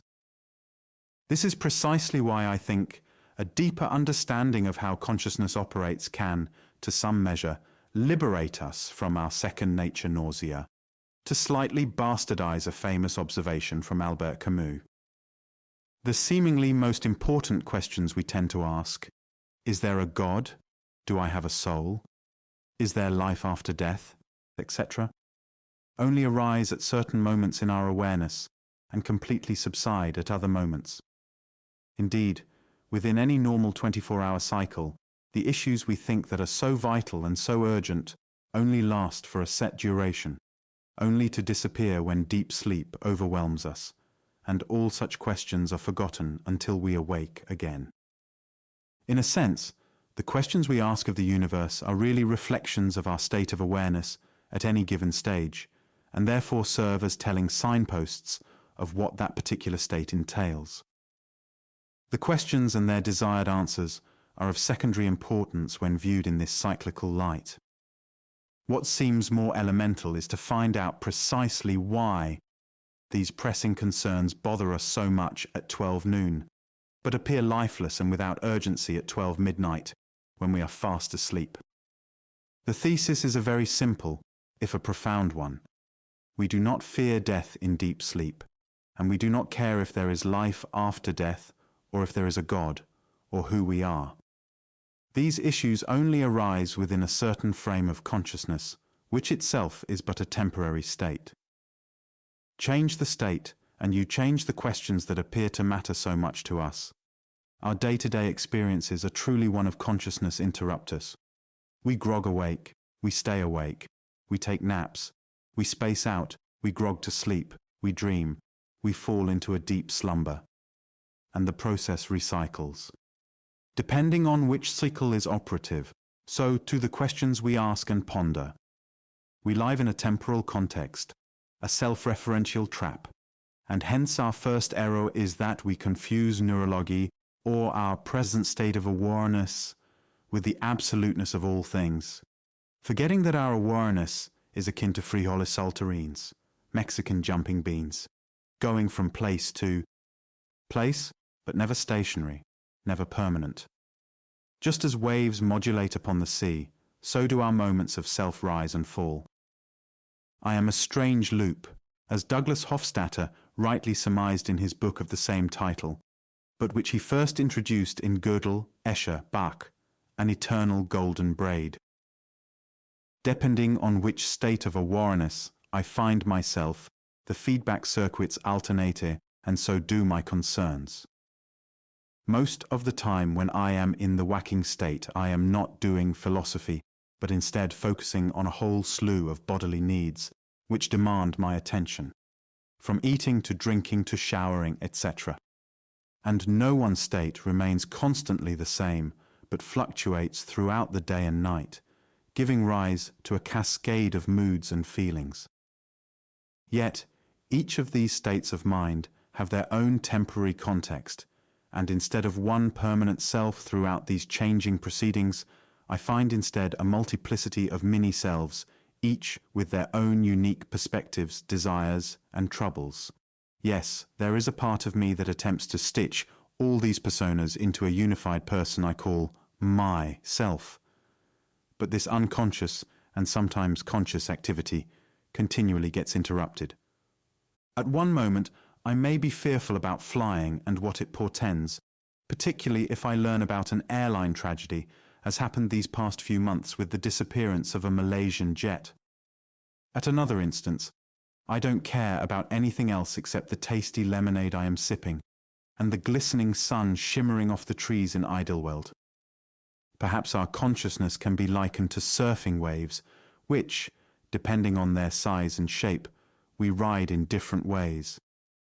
A wave at Point Panic on the south shore of Oahu necessitates that I body surf it going right, with only fins on my feet as my hands plane through its bowling section. However, if I am surfing at the north side of Newport Pier in the dead of winter, I may opt for a 9-foot-long board, since on occasion I am forced to navigate the barnacled pilings to safely make my way to the other side. Or, if I am staying at La Jolla Shores and playing with my 2 kids and my wife, we may all use bodyboards and ride white water together until we land on dry sand. Each wave is different, and therefore allows for different possibilities. Analogously, the same holds true for the undulating ripples of our own awareness. This is important because, quite simply, the context of consciousness shapes and contours the content of what arises and what necessitates our attention. The questions we ask of ourselves and of the multiverse at large are products of these changing patterns, whether they are environmentally cued or biochemically triggered. Thus, I have long noticed that whenever we are happy, very happy, at a particular juncture in life, we may also feel a certain anxiety, a certain fear that it may end. Yet, if we are deeply depressed or extremely ill, we don't worry as much, if at all, about death or non-existence. Therefore, our questions and worries are a priori predicated upon our wavering moods. Instead of getting trapped with our self-referential feedback loops, pondering conundrums that may never be resolved, it might be wise to introspect on why certain questions only emerge at certain times and not at others. In other words, instead of a continual stream of unanswered queries, we focus on why we are asking why in the first place, such as why I fear death, only when I am relatively happy, but never when I am severely sick with stomach flu. The questions we ask have less to do with some ultimate truth, but more to do with our own neurological phases. This is telling because, if we could better understand the ground from which our varying forms of awareness arise, it may transform our reactions when these strange loops of awareness take shape. 8. Calming waves. Apparently, sages from both East and West realized the volatile nature of consciousness, and instead of being sabotaged by its manifold incarnations, sought to seek its phenomenal origins. Hence, the non-dual philosophy of Indian mystics such as Shankara or Ramana Maharshi. becomes clearer sense when self-awareness is viewed in this light. The following question and answer sequence, transcribed live from a conversation between Ramana and a seeker at Arunachala, Talks with Sri Ramana Maharshi, provides a glimpse into how such an enlightened insight can transfigure how we view ourselves and our surrounding cosmos. D. Should we not find out the ultimate reality of the world, individual, and God? M. These are all conceptions of the I. They arise only after the advent of the I, thought. Did you think of them in your deep sleep? You existed in deep sleep, and the same you are now speaking. If they be real, should they not be in your sleep also? They are only dependent upon the I, thought. Again, does the world tell you I am the world? Does the body say I am body? You say this is the world, this is body, and so on. So these are only your conceptions. Find out who you are, and there will be an end of all your doubts. D. Being always being consciousness. Bliss. Why does God place us in difficulties? Why did He create us? M. Does God come and tell you that He has placed you in difficulties? It is you who say so. It is again the wrong I. If that disappears, there will be no one to say that God created this or that. That which is does not even say, I am. For does any doubt rise, I am not? Only in such a case should one be reminding oneself, I am a man. One does not. On the other hand, if a doubt arises whether he is a cow or a buffalo, he has to remind himself that he is not a cow, etc. But I am a man. This would never happen. Similarly with one's own existence and realization. Another from the group asked, how is the ego to be destroyed? M. If you seek the ego, you will find it does not exist. That is the way to destroy it. M. Hold the ego first, and then ask how it is to be destroyed. Who asked this question? It is the ego. Can the ego ever agree to kill itself? This question is a sure way to cherish the ego and not to kill it. If you seek the ego, you will find it does not exist. That is the way to destroy it. In this connection, I am often reminded of a funny incident which took place when I was living in the West Chitrai street in Madura. A neighbor in an adjoining house anticipated the visit of a thief to his house. He took precautions to catch him. He posted policemen in mufti to guard the two ends of the lane, the entrance and the back door to his own house. The thief came as expected, and the men rushed to catch him. He took in the situation at a glance and shouted, hold him, there he runs, there. Saying so, he made good his escape. D. So it is with the ego. Look for it, and it will not be found. That is the way to get rid of it. M. Who is this witness? You speak of witness. There must be an object and a subject to witness. These are creations of the mind. The idea of witness is in the mind. If there was the witness of oblivion, did he say, I witness oblivion? You, with your mind, said just now that there must be a witness. Who was the witness? You must reply. Who is that I again? You are identifying yourself with the ego and say I. Is this ego I, the witness? It is the mind that speaks. It cannot be witness of itself. With self-imposed limitations you think that there is a witness of mind and of oblivion. You also say, I am the witness. That one who witnesses the oblivion must say, I witness oblivion. The present mind cannot arrogate to itself that position. The whole position becomes thus untenable. Consciousness is unlimited. On becoming limited, it simply arrogates to itself the position. There is really nothing to witness. It is simple being. Sam Harris, in a recent interview, Taming the Mind. With Dan Harris of ABC's Nightline, apparently not related, gave a pregnant explanation of what meditation accomplishes, or doesn't accomplish. by focusing on the illusion of a self. The same is true for the illusoriness of the self. Consciousness is already free of the feeling that we call I.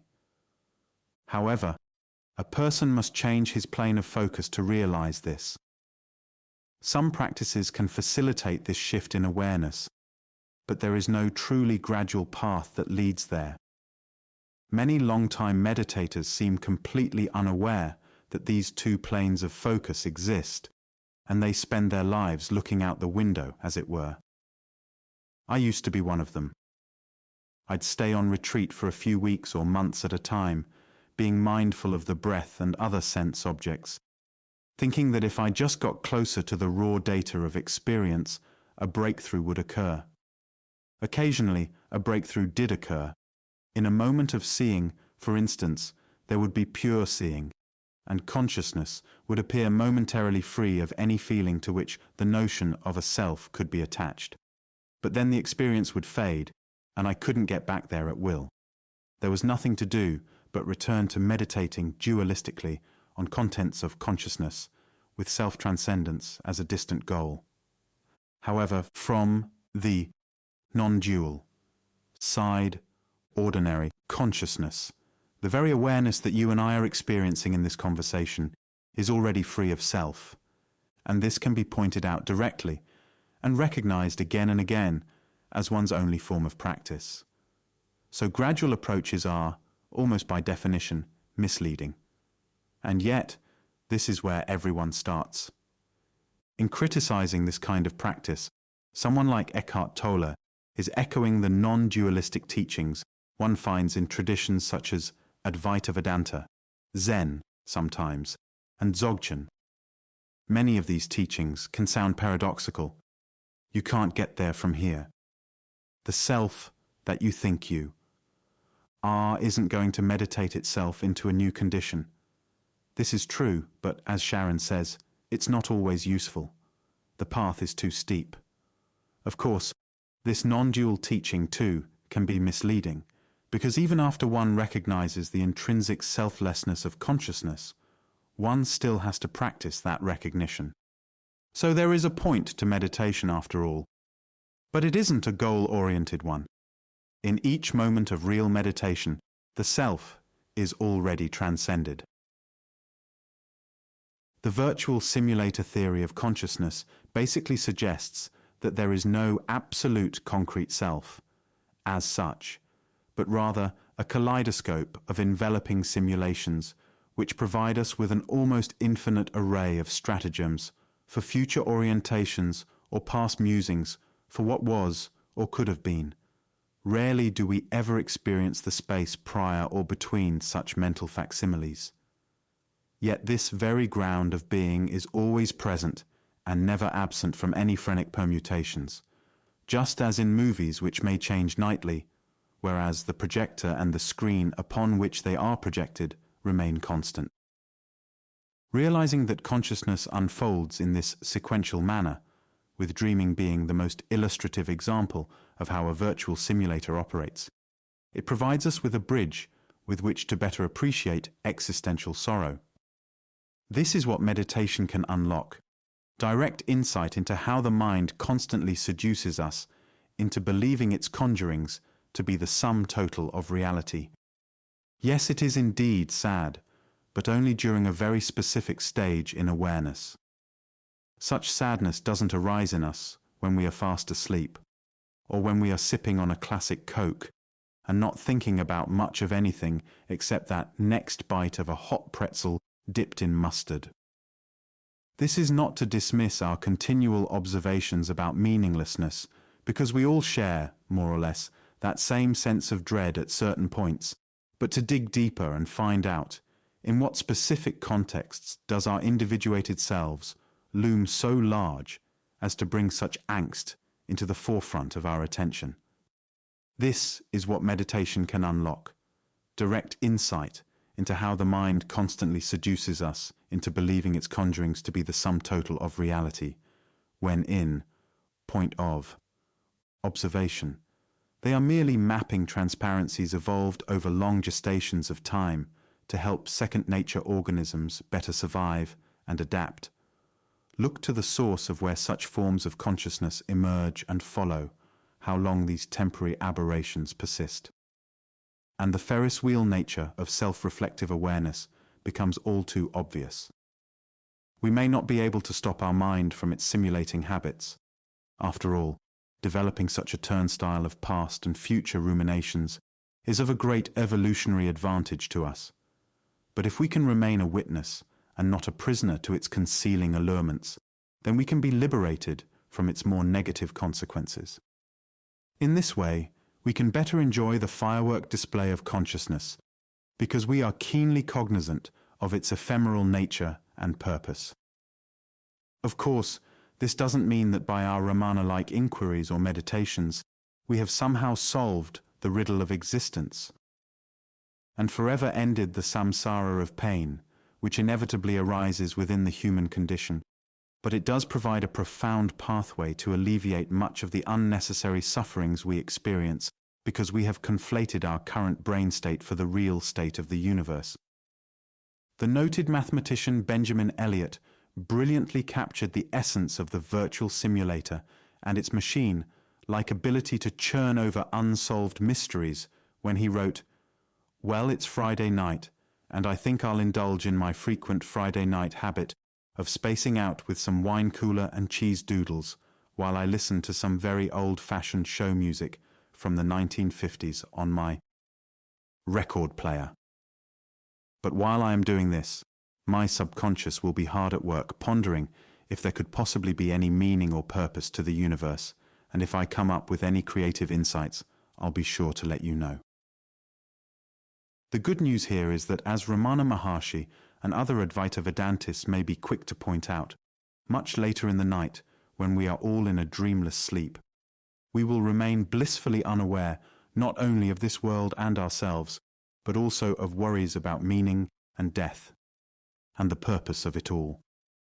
As Plato opined, via the mouthpiece of Socrates, centuries ago in his Apology, "Now if you suppose that there is no consciousness, but a sleep like the sleep of him who is undisturbed even by dreams, death will be an unspeakable gain." The secret is to understand that the questions that mean so much to us when fully awake, and which serve as relative thermometers of our own well-being, lose all their compelling force when we enter a different region of awareness. Awaken to this evidential truth and the existential questions that have driven humankind near the brink of madness since time immemorial melt away like ice in an unremitting desert sun. Do not be attached to the phantasms of light and sound and the magical universes they create, but ask a deeper question. Who is it that sees this light within? Who is it that hears the inner sound? Find the source from where such light and sound flows forth. Find the source of why so many questions arise from this I see thought. That source is our real being. Baba Fakir Chand. Free translation from a personal letter dated 1980. Kaku's space-time theory of consciousness and Edelman's two-nature understanding of awareness are helpful theoretic orientations for us to better understand how and why meditation works. Meditation involves many levels of deployment. Primarily, it is concerned with bringing our attention back to the present moment and becoming aware of what is happening here and now. In order to do this, one builds a bridge between second and first nature so that one can let go of consuming revelries and become attuned with the current locality. This is more difficult than one might suspect, since our brains evolved to disengage and imagine all sorts of scenarios that don't need our immediate scrutiny.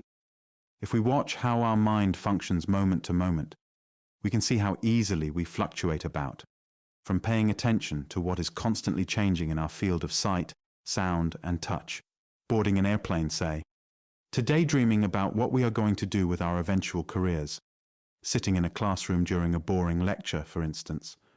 Our awareness is akin to a wild animal that doesn't settle too long at any one place. This. Monkey mind never really rests, not even in sleep. and dissipates energy in this continual process. Getting the mind to settle down isn't an easy thing to do, but once accomplished, even if only in degrees, it not only energizes one's being, but also offers a pathway to experience hitherto neglected aspects of awareness. First and second nature are waves of a much deeper and broader body of consciousness. The process of meditating is to follow the source from which our awareness originally arises and to witness how it both presages and transcends the waking and dream states that we are so familiar with. Speaking from my own experience, I can say without any reservations that there are some wonderful benefits to this internal quest, not the least of which are deeper insights into how the mind actually works, and a widening sense of bliss the more one plunges deeper into awareness itself. Of course, we have to be careful over how we interpret what we discover on your inner journeys. As humans, we seem to have an almost genetic predisposition to conflate our brain state with the real state of the universe and wax hyperbolic about our latest enlightenments. Far too often religion or other ideologies attempt to hijack our inner experiences and intertwine them with their own theological agendas, prematurely blinding us from keeping open-minded to alternative explanations. The common denominator in all meditative practices, whether Buddhist or Christian or secular humanist, is the human brain, which thankfully isn't tied down to any ism or geographic region. 9. Information waves. The larger question that arises, and one that is fraught with a bevy of implications, is whether our form of consciousness is the result of physical complexity or is rather distinct from our body-brain medium. More precisely, is consciousness like an ocean wave that is an energetic pattern that moves through physical space and time, and which is discernible as a unique form of information? Or is consciousness something that is ontologically resistant to a set of physical laws and rules, and thus cannot be defined within the known parameters of physics or our current scientific paradigms? I have noticed that there are strong advocates on both sides, and there is tremendous friction between these camps and what they ultimately believe. But I think the very way we tend to frame this either-or scenario to consciousness is in itself more telling about our own neural limitations and the evolutionary pressures that produced a brain that would categorize the issue in such a light. A common non-physicalist perspective on self-reflective awareness is that it should not be conflated within the boundaries of our body, but should be likened to a song that plays through a radio, but is not part and parcel of it. Yet as pregnant as this analogy may be it only begs the ultimate question it tries to temporarily resolve by placing it far away from its putative origin. Given this metaphorical sleight of hand, the question merely gets codified into what, then, is consciousness, and how and why does it need such a moderating medium in order to be displayed in this world? Or, from a more skeptical perspective, why is the experience of consciousness so fragile that it depends on the ebb and flow of tiny chemicals such as adenosine? Arguably, the key question that needs to be answered in our quest to understand consciousness is whether our self-reflective awareness can be algorithmically understood in terms of information theory, and thus is potentially substrate neutral, or is, as Sir Roger Penrose has long argued, the result of quantum biological processes which cannot in principle be computationally reduced.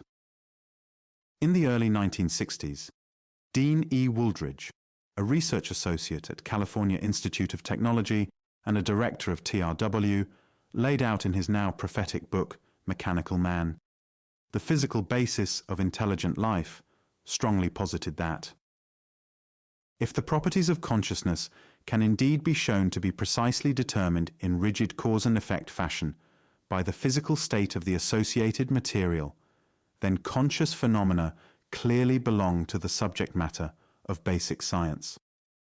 The unusual properties of consciousness which make it seem so different from quantities which we think we understand better, do not disqualify it for inclusion.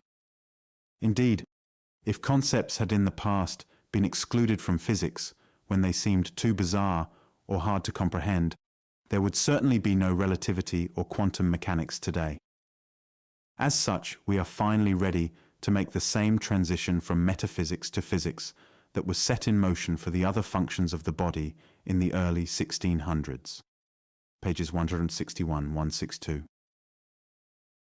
It was not so long ago that many people, including some very eminent thinkers, such as Henry Bergson, believed that the secrets of genetics would never be revealed by biochemistry because there was something inherently non-reducible in life's coding system, perhaps reminiscent of supernatural vitalism.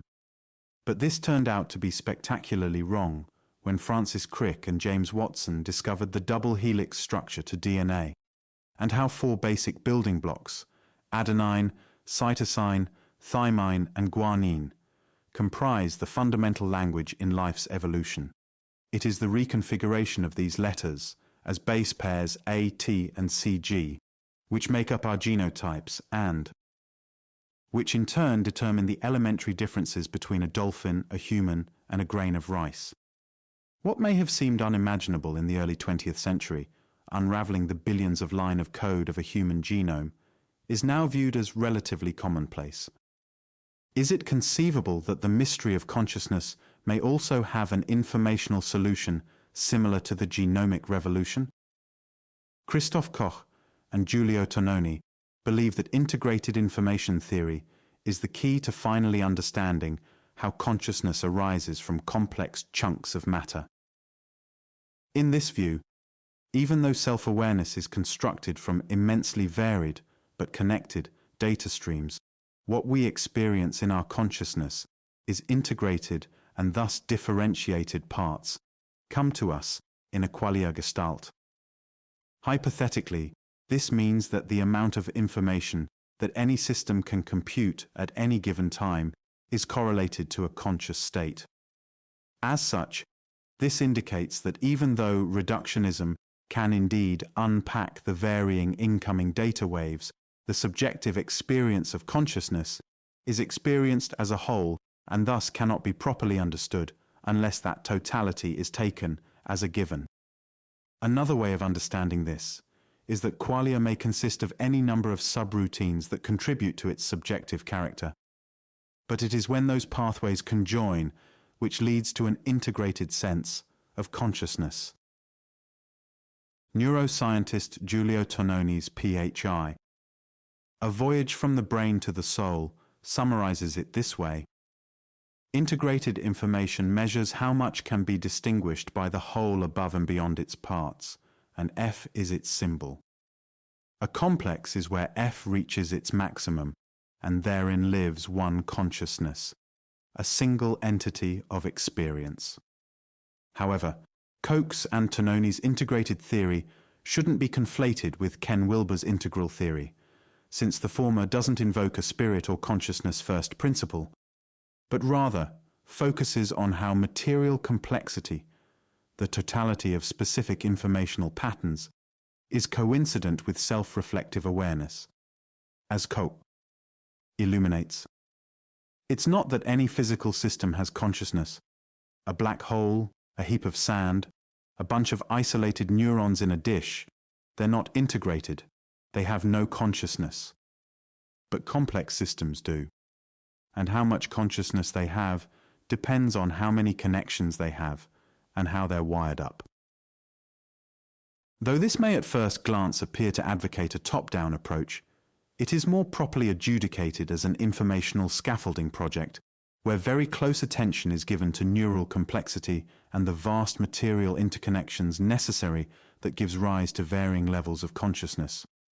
Thus, it is the level of integration, not necessarily the compositional strata of that integration, that gives rise to awareness. This then suggests that consciousness is substrate neutral, which means that all sorts of non-organic material could potentially reflect consciousness, including the internet. As Koch controversially admits, but according to my version of panpsychism, it feels like something to be the internet. And if the internet were down, it wouldn't feel like anything anymore. And that is, in principle, not different from the way I feel when I'm in a deep, dreamless sleep. John Searle, who has been a professor of philosophy at UC Berkeley for more than 5 decades and is famous for his contrarian views on how consciousness should be studied, finds Koch's panpsychism to be unpalatable.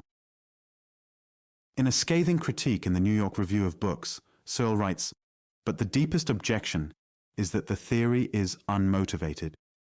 Suppose they could give a definition of integrated and differentiated information that was not observer-relative, that would enable us to tell from the brute physics of a system whether it had such information and what information exactly it had.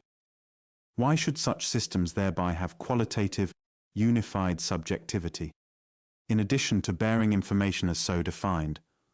Why should there be something it feels like to be a photodiode, a photon, a neutron, a smartphone, embedded processor, personal computer, the air we breathe, the soil we tread on, or any of their other wonderful examples? As it stands, the theory does not seem to be a serious scientific proposal. Both Koch and Tononi, however, argue that their theory is open to scientific refutation and thus qualifies as a serious scientific endeavor, contrary to Searle's doubts. In a recent issue of Wired magazine, Koch was asked, "Is your version of panpsychism truly scientific rather than metaphysical? How can it be tested?" To which Koch responded, "In principle, in all sorts of ways. One implication is that you can build 2 systems, each with the same input and output, but one, because of its internal structure, has integrated information. One system would be conscious and the other not. It's not the input-output behavior that makes a system conscious, but rather the internal wiring." The theory also says you can have simple systems that are conscious and complex systems that are not. The cerebellum should not give rise to consciousness because of the simplicity of its connections. Theoretically, you could compute that and see if that's the case, though we can't do that right now. There are millions of details we still don't know. Human brain imaging is too crude. It doesn't get you to the cellular level. The more relevant question, to me as a scientist, is how can I disprove the theory today? That's more difficult. Tononi's group has built a device to perturb the brain and assess the extent to which severely brain-injured patients, think of Terry Schiavo, are truly unconscious, or whether they do feel pain and distress but are unable to communicate to their loved ones. And it may be possible that some other theories of consciousness would fit these facts. Interestingly, and perhaps more revealing than one might at first suspect, the integrated informational approach has parallels, at least in part, with genomics and how complex DNA strands, when properly sequenced, give rises to organic life. As J. Craig Venter brilliantly illustrates in his latest book, Life at the Speed of Light. Life is an information system, and only when each part of that code is properly aligned can an organic cell properly function. Even the tiniest of errors, where just one nucleotide is misplaced, can have catastrophic consequences.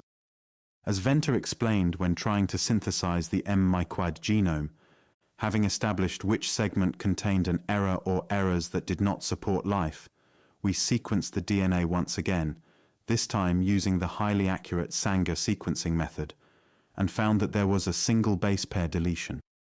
If this sounds as trivial as writing, mistkey instead of mistake, equating nucleotides to individual letters, is slightly misleading, in the sense that DNA code is read 3 nucleotides at a time, so that each 3-base combination, or codon, corresponds to a single amino acid in a protein. This means that a single base deletion effectively shifts the rest of a genetic sentence that follows, and hence the sequence of amino acids that the sentence codes for. This is called a frameshift mutation. In this case, the frameshift occurred in the essential gene, DNAA, which promotes the unwinding of DNA at the replication origin so that replication can begin, allowing a new genome to be made. That single base deletion prevented cell division and thus made life impossible.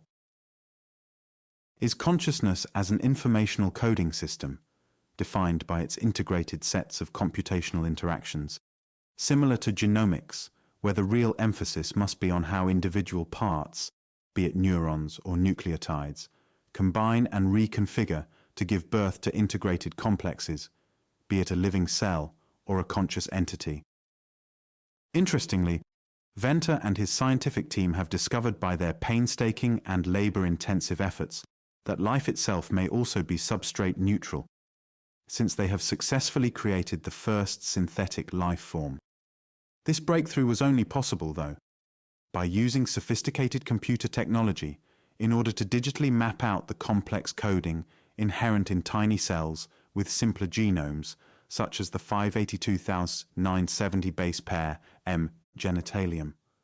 Of course, Venter and his team would never have even started, much less succeeded, in their experiments, unless Watson and Crick had first unraveled the double helix structure to deoxyribonucleic acid, the basic building block to all life as we know it on this planet. Hence, even the most integrated of circuits must first be understood by unmasking its most fundamental of parts. This holds true whether 1 is compiling. The Oxford English Dictionary, with its 26 letters from A to Z, developing the rudiments of computer processing, resting as it does on a binary number system, or making a wood-fried pizza, dependent as it is on a preconceived list of ingredients. Thus, and contrary to popular misconceptions, the informational approach, whether in genetics or neuroscience, evolves out of reductionism, not in juxtaposition with it, and should not be conflated with vitalism or metaphysics. As Venter explains, DNA was the software of life, and if we change that software, we change the species, and thus the hardware of the cell. This is precisely the result that those yearning for evidence of some vitalistic force feared would come out of good reductionist science, of trying to break down life and what it meant to be alive into basic functions and simple components. Our experiments did not leave much room to support the views of the vitalists or of those who want to believe life depends on something more than a complex composite of chemical reactions. Likewise, Christoph Koch, who worked for years with Francis Crick on consciousness, Crick in 1994 dedicated his ultimate reductionist manifesto, The Astonishing Hypothesis, to Koch, and who was for many years a professor of biology at Caltech, hasn't abandoned reductionism simply because he strongly believes in Tononi's phi and the way of integrated information. To the contrary, Koch recently resigned from Caltech to take up his current position as Chief Scientific Officer of the Allen Institute for Brain Science in Seattle, Washington, where among other projects he focuses on studying the neural correlates necessary for human consciousness. A cursory survey of the Institute's sponsored publications should assuage any fears one may have that a phi approach is incompatible with intertheoretic reductionism. It should also be noted that information theory, besides now being elemental in genomics and neuroscience, is also championed by physicists as a fundamental way of understanding the quantum universe. As Seth Lloyd explained in his now classic tome, Programming the Universe, the universe is made of bits. Every molecule, atom, and elementary particle registers bits of information. Every interaction between those pieces of the universe processes that information by altering those bits. That is, the universe computes, and because the universe is governed by the laws of quantum mechanics, it computes in an intrinsically quantum mechanical fashion. Its bits are quantum bits. The history of the universe is, in effect, a huge and ongoing quantum computation. The universe is a quantum computer. If such is true, then what we are witnessing in differing scientific disciplines is how varying levels of computation, or information processing, evolve over time into sophisticated complex systems, ranging from the elements in the periodic table to mutating viruses and bacteria, to self-conscious animals, to artificial intelligence guided by digital software. The implications of this underlying informational approach, however, are mind-boggling to say the least. What this portends is a holistic way of understanding matter and mind, not by appealing to mythic animism, but rather by studying how intersecting bits of information cohere and create replicating forms of intelligent organisms. Or, to put it more precisely, reductionism and integration are not dueling alternatives, but rather complementary pathways that necessitate each other. The implications of this underlying informational approach, however, are mind-boggling to say the least. In genomics, Craig Venter predicts that in the future we will be able to transfer a complete digital blueprint via biological teleportation. When we read the genetic code, by sequencing a genome, we are converting the physical code of DNA into a digital code that can be transformed into an electromagnetic wave that can be transmitted at the speed of light. The day is not far off when we will be able to send a robotically controlled genome sequencing unit in a probe to other planets to read the DNA sequence of any alien microbe life that may be there, whether it is living or preserved. Already, Craig Venter has had his own genome sequenced and broadcast into space. This was only made possible because of the unique configuration of his DNA, which could be translated into a digital record. Because Venter's genotype sequencing, as such, was substrate neutral, it allowed for a binary informational upload. If evolving forms of consciousness, like all biological phenotypes, has an informational blueprint of its own, then it too can be uploaded and transferred digitally, provided that it is ultimately computational. In this scenario, self-reflective awareness is ultimately but one aspect of integrated information processing. This indicates that there can and must be a wide spectrum of differing internal states that correlate with complex chunks of matter, be it biological or digital. This is what is meant by consciousness being substrate neutral. As Koch elaborates, we live in a universe where organized bits of matter give rise to consciousness, and with that, we can ultimately derive all sorts of interesting things. The answer to when a fetus or a baby first becomes conscious, whether a brain-injured patient is conscious, pathologies of consciousness, such as schizophrenia, or consciousness in animals. We may also be able in the future to do precisely what Ray Kurzweil and other futurists have long prophesied, which is to reverse engineer the human brain and then transfer that information algorithmically into electromagnetic waves with the possibility of reconstructing it into different mediums which are not as biologically brittle as the human body. Nevertheless, Sir Roger Penrose argues that consciousness may be the result of quantum properties and as such cannot ad hoc be reduced computationally, since there are non-algorithmic features inherent in the subatomic world. Others, such as the Nobel Prize-winning neurophysiologist Sir John Eccles, believed that the mind, or soul, was something quite distinct from the brain that housed it. As he stridently argued in Evolution of the Brain, Creation of the Self, I maintain that the human mystery is incredibly demeaned by scientific reductionism, with its claim in promissory materialism to account eventually for all of the spiritual world in terms of patterns of neuronal activity. This belief must be classed as a superstition. We have to recognize that we are spiritual beings with souls existing in a spiritual world, as well as material beings with bodies and brains existing in a material world. Yet, Eccles' dualism has tended to be ignored by the general scientific community as a non-starter, since a soul.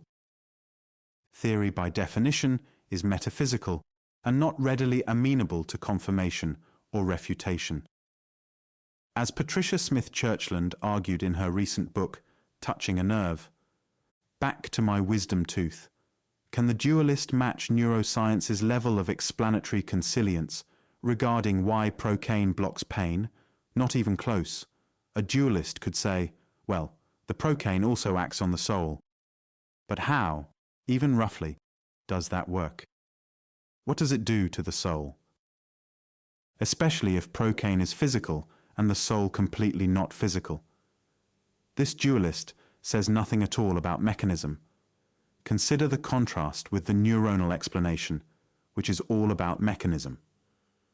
What is perhaps most exciting today about the scientific quest to understand consciousness is that so many avenues, even if contradictory, have opened up and been championed in various quarters, whereas in the past, the subjective nature of human awareness was regarded as more or less a Skinnerian black box.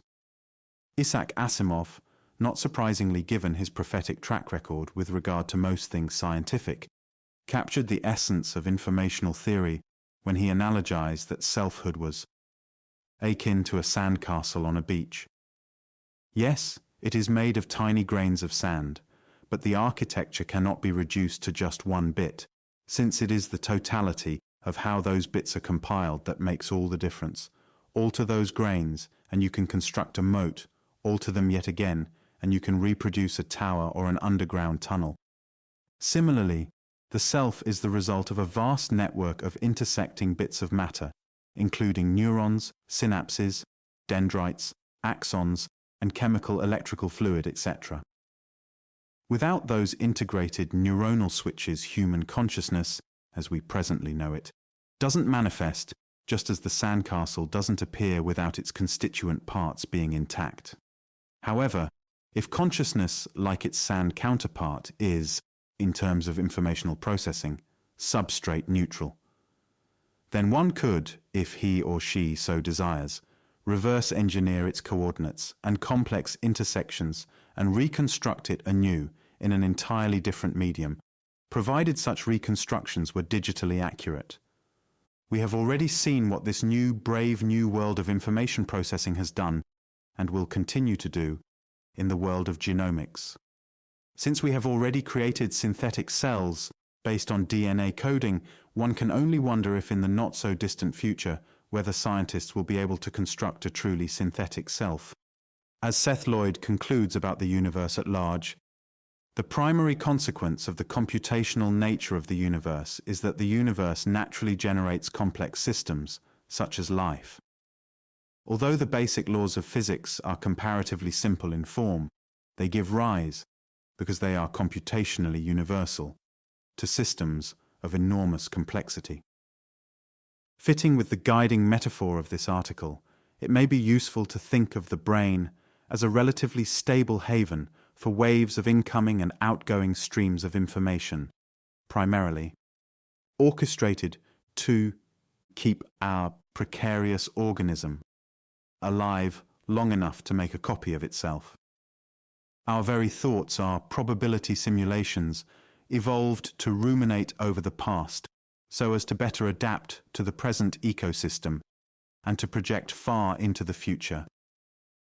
Unforeseen scenarios of danger and desire. If we understand that self-reflective awareness evolved as a survival tool and not necessarily an unadulterated prism to view the cosmos as it is, then it would be wise to be grounded in biological neuroscience so as not to be naive about what our internal mystic sojourns ultimately mean. 10. Future waves. Yet what is it that makes the subject of consciousness recalcitrant to a completely satisfactory explanation, particularly when science has been so successful in explaining such vagaries as the process of genetics and the formation of galaxies? Perhaps the Mobius strip is a useful, albeit limited, metaphor here to invoke, since its unusual properties on first sight boggle the mind. A surface with only one side and only one boundary component. It has the mathematical property of being non-orientable. Analogously, The difficulty we have with studying consciousness is precisely that we cannot communicate what it is without losing the very quality that makes it such. Imagine that you wanted to convey what it was like to dream to someone who never dreamt and only had access to a waking state. How could you communicate dreaming without dreaming itself? Sam Harris, author of the recently well-received book Waking Up, suggests strongly that you cannot, and that any attempt to circumvent the obvious is simply unintelligible. How can one convey something that is non-orientable to that which is only orientable, if one has to forego the very thing that would communicate it? Isn't the breakdown of consciousness, which is strategically speaking, the reductionistic paradigm of the Francis Crick, Churchland, and others, precisely the problem, since it breaks apart the very thing that must be experienced as a gestalt? Consciousness isn't a thing to be described among other things, since it is the context, not the content, of what is experienced. The Mobius strip is, by definition, an endless surface, and any attempt to reorient it, by definition again, transforms it into that which it is not. Isn't consciousness akin to this very definitional paradox? My very attempt to correlate it, or analogize it, or reduce it, or explain it, simply upends a genuine understanding of what it is to experience it, since consciousness isn't a thing to be described among other things, since it is the context, not the content, of what is experienced. More precisely, consciousness cannot be exported as a piece of content, since it is a whole context in which such appearances arise. My attempts to reduce that holism to parts ipso facto means that whatever follows will be irretrievably lost in translation. If I understand Sam Harris correctly, I think this is what he is driving at when he writes, "The problem, however, is that the distance between unconsciousness and consciousness must be traversed in a single stride, if traversed at all. Just as the appearance of something out of nothing cannot be explained by our saying that the first something was very small, the birth of consciousness is rendered no less mysterious by saying that the simplest minds have only a glimmer of it." Or, in more paradoxical but illuminating phrasing, Harris contends that we are merely deluding ourselves if we think we have solved the mystery of consciousness by our sleight-of-hand language shuffling. Harris writes, "Likewise, the idea that consciousness is identical to or emerged from unconscious physical events is, I would argue, impossible to properly conceive. Which is to say that we can think we are thinking it, but we are mistaken. We can say the right words, of course. Consciousness emerges from unconscious information processing. We can also say some squares are as round as circles, and 2 + 2 = 7. But are we really thinking these things all the way through? I don't think so. Consciousness, the sheer fact that this universe is illuminated by sentience, is precisely what unconsciousness is not. And I believe that no description of unconscious complexity will fully account for it. It seems to me that just as something and nothing, however juxtaposed, can do no explanatory work, an analysis of purely physical processes will never yield a picture of consciousness. However, this is not to say that some other thesis about consciousness must be true. Consciousness may very well be the lawful product of unconscious information processing, but I don't know what that sentence means, and I don't think anyone else does either. Tellingly, when Sam Harris attempted to convey such a sentiment to Daniel Dennett, the third, or is that the second, atheistic horseman, the latter bemusingly responded that, "If I can't imagine the falsehood of the above statement, I'm not trying hard enough."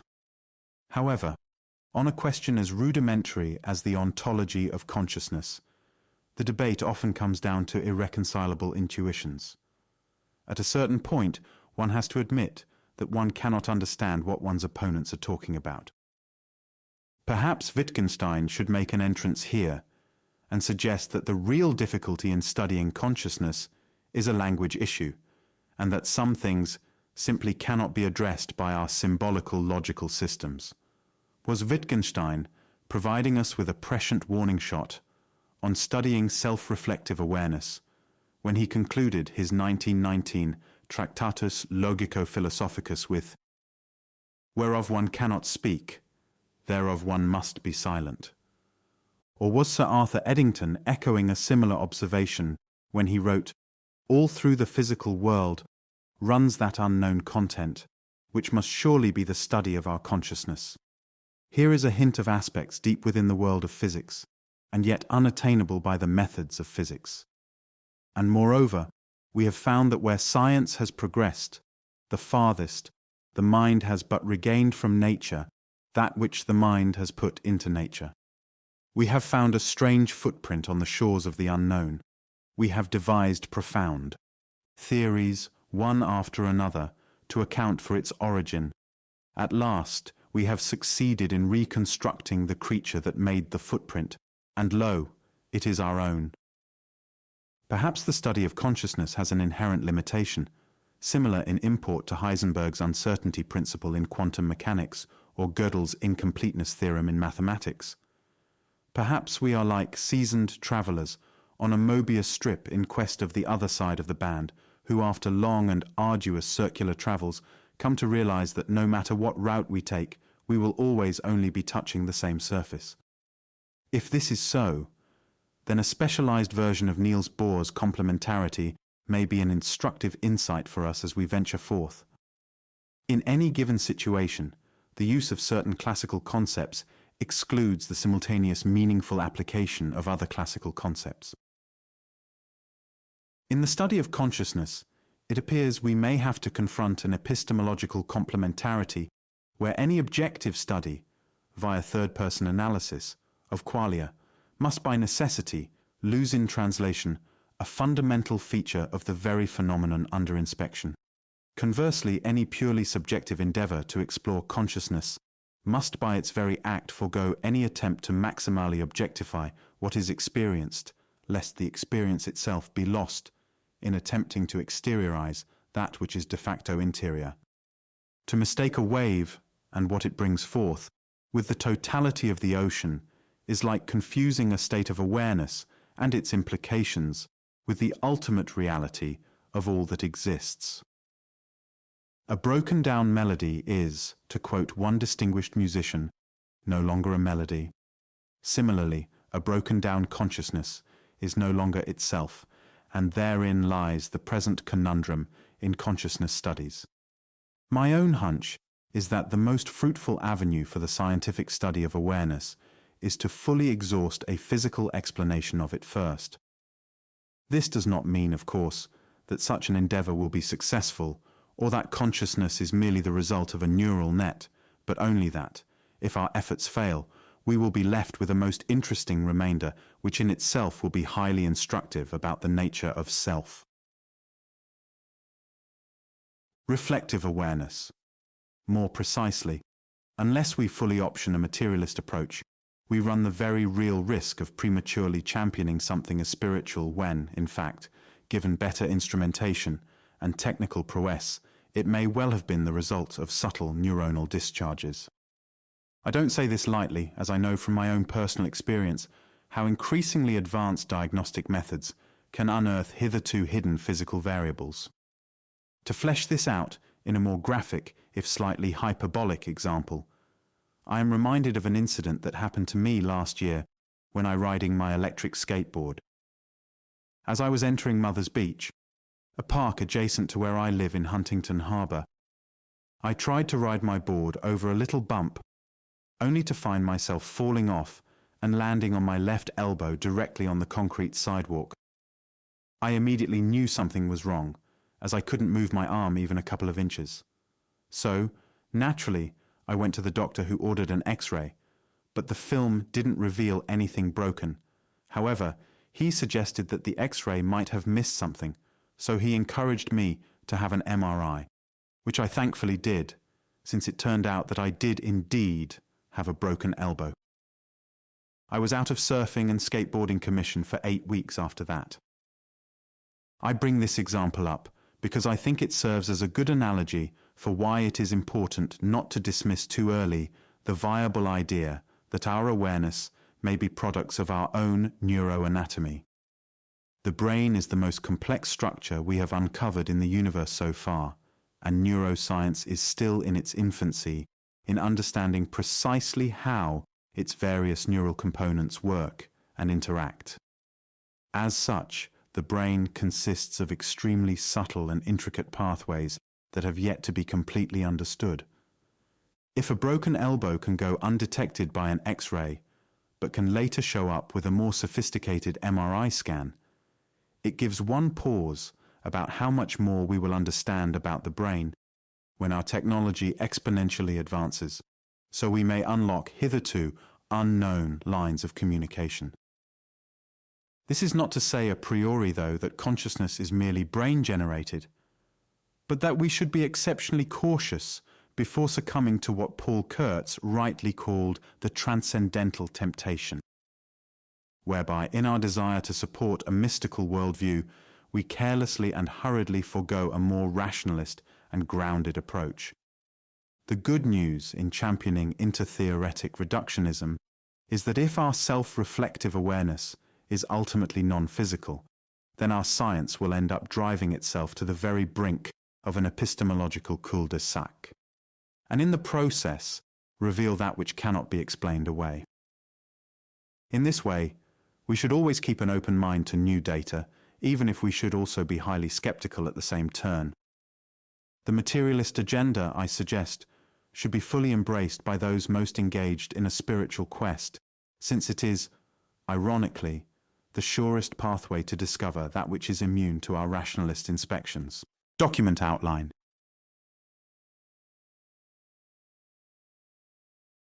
Blank page, blank page, blank page, blank page.